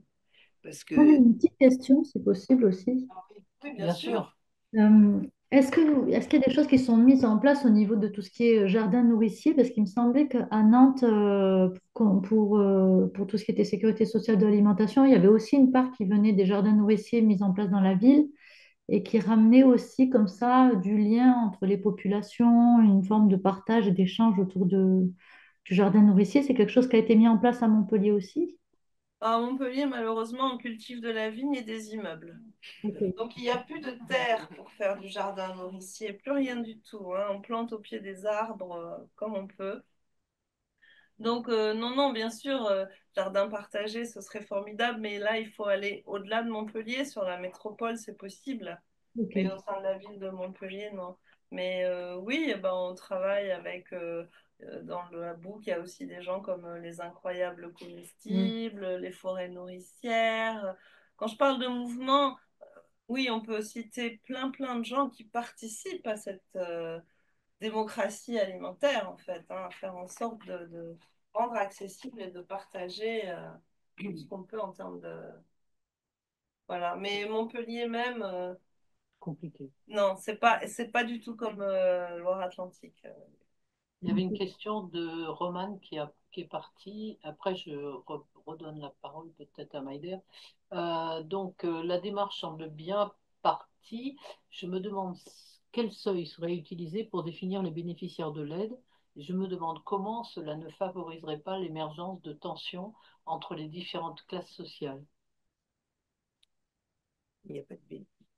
Bah, c'est sûr qu'au plan national, vous le disiez tout à l'heure, qui dit nouvelle branche de sécurité sociale, dit cotisation, dit des gens qui n'ont pas besoin, qui vont cotiser.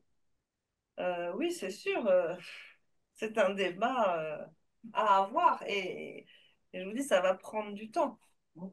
C'est pour ça qu'il est intéressant d'expérimenter des dispositifs qui s'inspirent de ça, mais qui sont différents au plan local, le plus possible.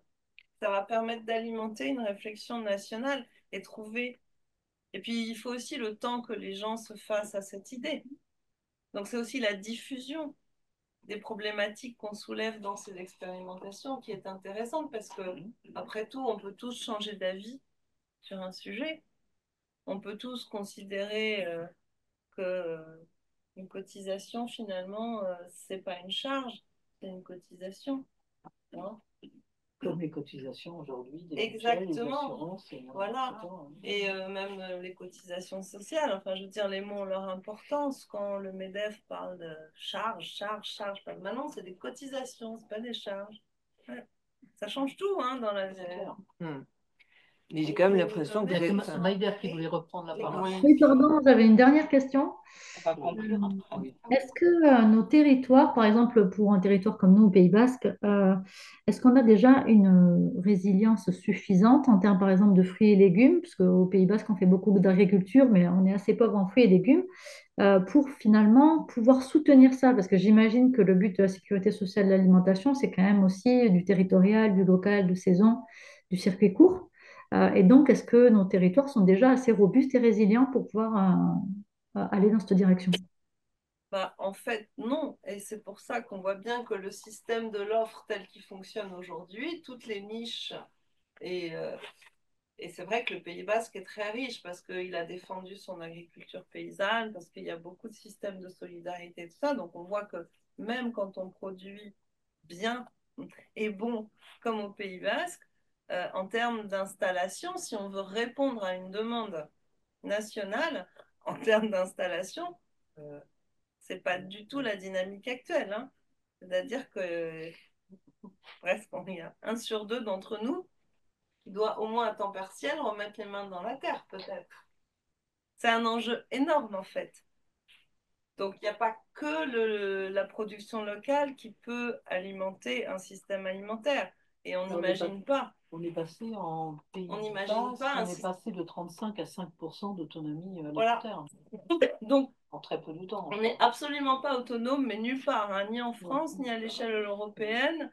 La Nouvelle-Aquitaine, encore moins. Il y a toute c'est comme en Occitanie, il y a déjà tout le vin qui occupe énormément de terre. Hein. Bon, maintenant on les arrache, mais voilà. Et puis on exporte la moitié de ce qu'on produit. Et on importe d'autres produits, puisque le système, il est mondialisé et il est spécialisé. Chaque région a ses productions. Donc, en fait, agir sur la demande, c'est petit à petit arriver à installer ceux qui veulent s'installer, hein, installer des producteurs, voilà, mais continuer quand même l'import-export, parce que c'est pas possible de changer du jour au lendemain. Voilà, mais c'est inverser une tendance en fait. L'idée, Oui. c'est que. Et c'est en train de se faire, hein, parce qu'au Conseil de développement, quand même, ce problème est abordé, je crois. Et par exemple, en ce moment, on est en train de développer beaucoup les arbres fruitiers, qui manquent beaucoup. Ça manque beaucoup de fruits ici. Oui, c'est sûr. Et Au Pays Basque, il nous manque 16 fois le volume de fruits et légumes de ce que l'on consomme. On n'est pas du tout autonome. On a que 90% des fruits et légumes. Mais ma question, c'était pas forcément que ça. En fait, c'était pas de remettre ce poids-là sur les agriculteurs, parce que sinon, c'est encore leur faire peser quelque chose sur leurs épaules. Et les jardins nourriciers, que ce soit en fruits et légumes, ça peut incomber à d'autres personnes que les agriculteurs. Ça peut remettre tous les ronds-points, tous les espaces verts des villes avec des vergers. Ça peut être au lieu de faire pousser des fleurs, faire pousser des fruits. Et ça peut être des choses qui reviennent au collectif et pas seulement aux agriculteurs pour ramener des fruits et légumes dans nos assiettes ou sur notre territoire. Donc, c'était plutôt ça mon interrogation, parce que sinon, en effet, transformer le modèle agricole, ça serait très très long. Et puis aujourd'hui, ils n'ont pas malheureusement les subventions pour les amener dans cette direction. Donc, ce serait une double peine pour eux, quoi.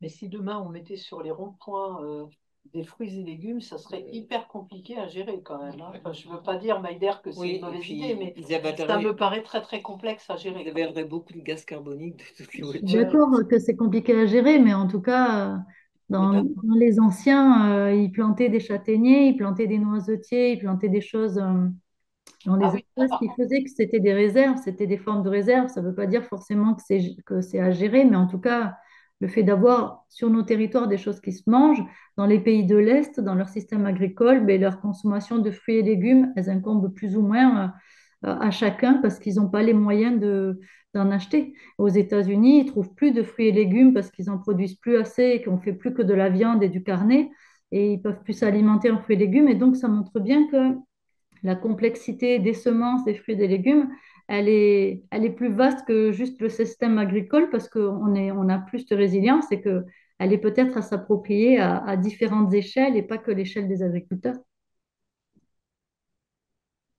C'est certain. C'est pour ça que je dirais que. Il faudrait qu'on clôture. Non, non, allez-y. Non, non, je dis juste de faire attention à l'heure, mais c'est pas.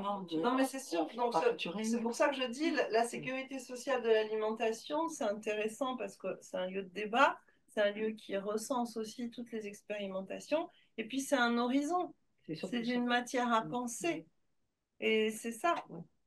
C'est se réapproprier un comment. Voilà. D'autres questions. Oui, oui. Ça repolitise la question alimentaire et il est temps. Voilà, et puis ça ouvre des perspectives parce qu'effectivement, il n'y a pas que les questions Alors, Urugne, par exemple. Urugne, effectivement, il y a beaucoup de terres. Donc, je sais qu'au niveau de l'équipe municipale, eux, ils veulent essayer un projet d'autonomie alimentaire sur la commune. Et que donc, les Cartachona, le collectif SSA d'Urugne, ça, qui sont en lien avec les producteurs locaux, ils essayent de faire vraiment un truc voilà, territorial. Et c'est bien. À chaque niveau, toutes les expérimentations, quelle que soit leur vision et leur choix de mise en œuvre, apportent. Moi, ce que je trouve génial, c'est que de toute façon, quel que soit le choix, on redonne la parole et la réflexion au niveau des citoyens. C'est-à-dire ça, on arrête d'attendre, on agit. Voilà. C'est pour ça que je vous disais, bon, moi, je suis pas active au sein du collectif SSA, je les connais, mais moi, voilà, mon mouvement, c'est la démocratie alimentaire. Ouais. Quand on me dit, ça s'appelle quoi, ce que tu fais, ce que tu prônes, je dis, c'est la démocratie alimentaire. Oui, c'est un autre, oui, d'où le terme, c'est intéressant. C'est une autre façon de... Parce que, vous l'avez très bien dit, quand on parle sécurité sociale de l'alimentation, alors, on peut plomber tout de suite l'ambiance. Alors, démocratie alimentaire, on peut y aller un peu moins. C'est du soft power, quoi. Et votre terme de caisse commune, en fait, traduit bien tout ça. Oui, c'est du partage. C'est du partage. Ouais. Mais alors quand même, dans votre Merci, expérience, vous avez été bien aidé quand même, hein, par vous avez été, enfin l'État est quand même intervenu pas mal. Alors qu'ici, si je prends par exemple Urugne et tout ça, pour le moment, il y aura pas ce genre de, c'est-à-dire que ça reposera sur plus de solidarité des locaux et des citoyens qui devront. C'est pas grave. Non. Nous, on est partis au bon moment. Sortie de Covid. Ouais, c'est ça. L'État, il était sur les dents. La précarité alimentaire avait explosé la figure de tout le monde avec les ruptures d'approvisionnement. On n'a aucune sécurité alimentaire. Les documents sur les risques et la sécurité sur nos communes, sur la ligne alimentation, risque de rupture, la réponse en face, c'est 48 à 72 heures des réserves de la grande distribution. C'est tout ce qu'on a pour s'alimenter. Il n'y a pas d'autre projet. Voilà.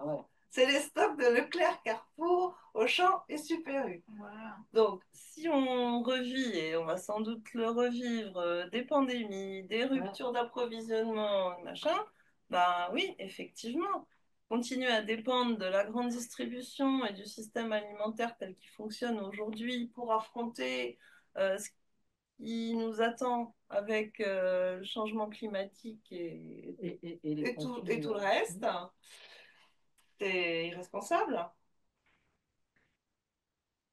Donc, puisque l'État ne voit que l'aide alimentaire, ben, nous, citoyens, prenons les choses en main et essayons de montrer à l'État qu'on peut faire autre chose, quoi.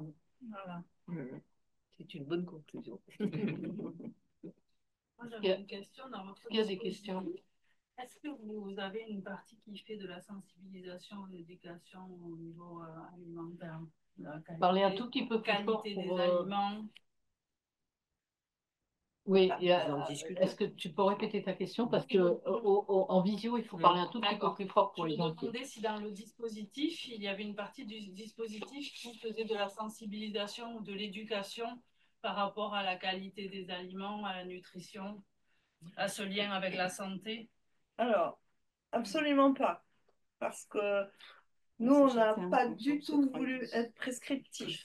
Les gens, ils ont déjà des injonctions contradictoires en permanence. Il y a le plan national alimentation santé, 5 fruits et légumes par jour, bien manger ceci, c'est ça. Quand on n'a pas les moyens de répondre à ces injonctions, c'est déjà un problème.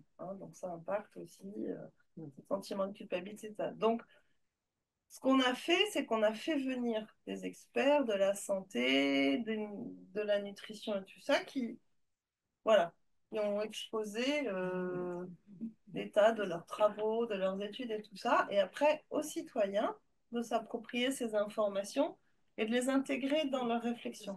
Mais voilà, mais on ne... Alors, c'est-à-dire que parce qu'il y en a, on l'entend, ah oui, mais c'est parce qu'ils ne savent pas cuisiner, c'est parce qu'ils ne prennent pas le temps, c'est parce que... Alors ça, nous, on est...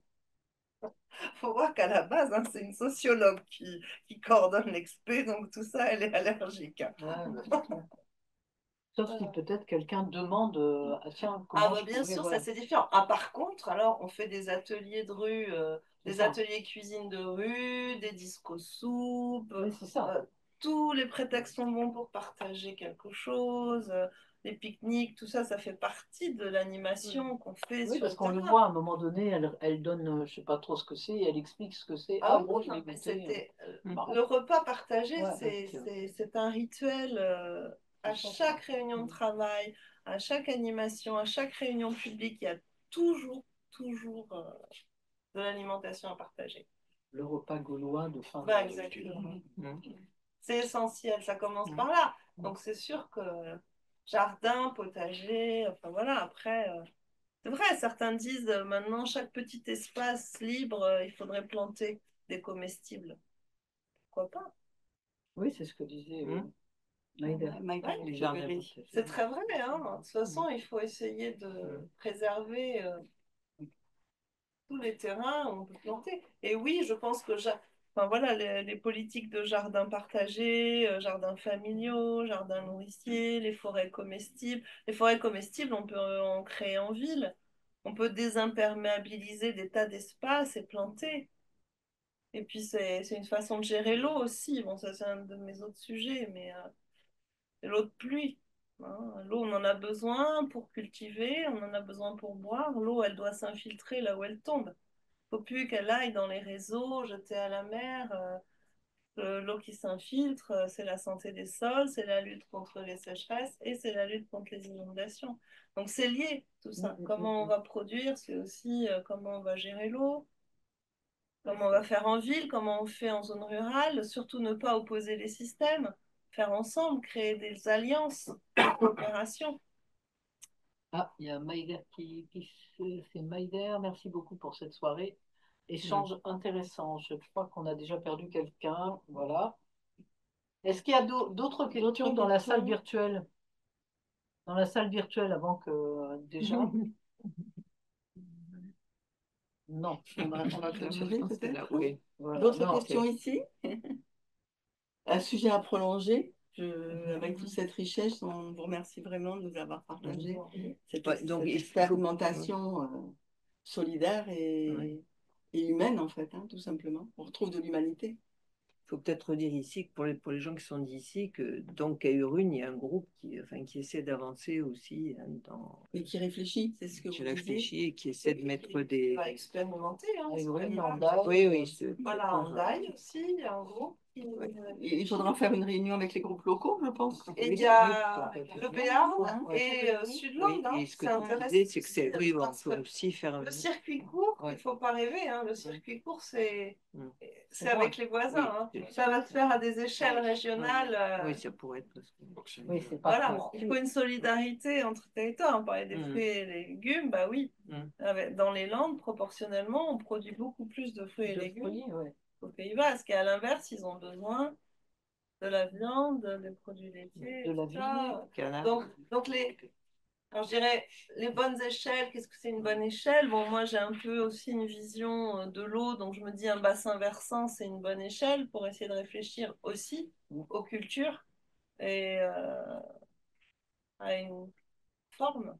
Ce qui est bien, c'est que ça force à réfléchir autrement. Voilà. Moi, donc nos limites administratives, il faut les exploser, ça n'existe plus. Donc Pays Basque. voilà, le côté oui, ok.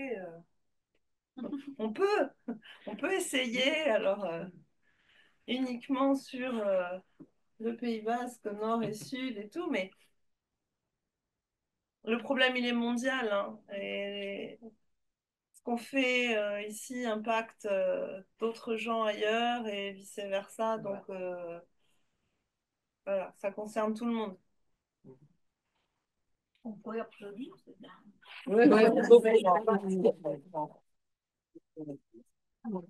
Merci beaucoup.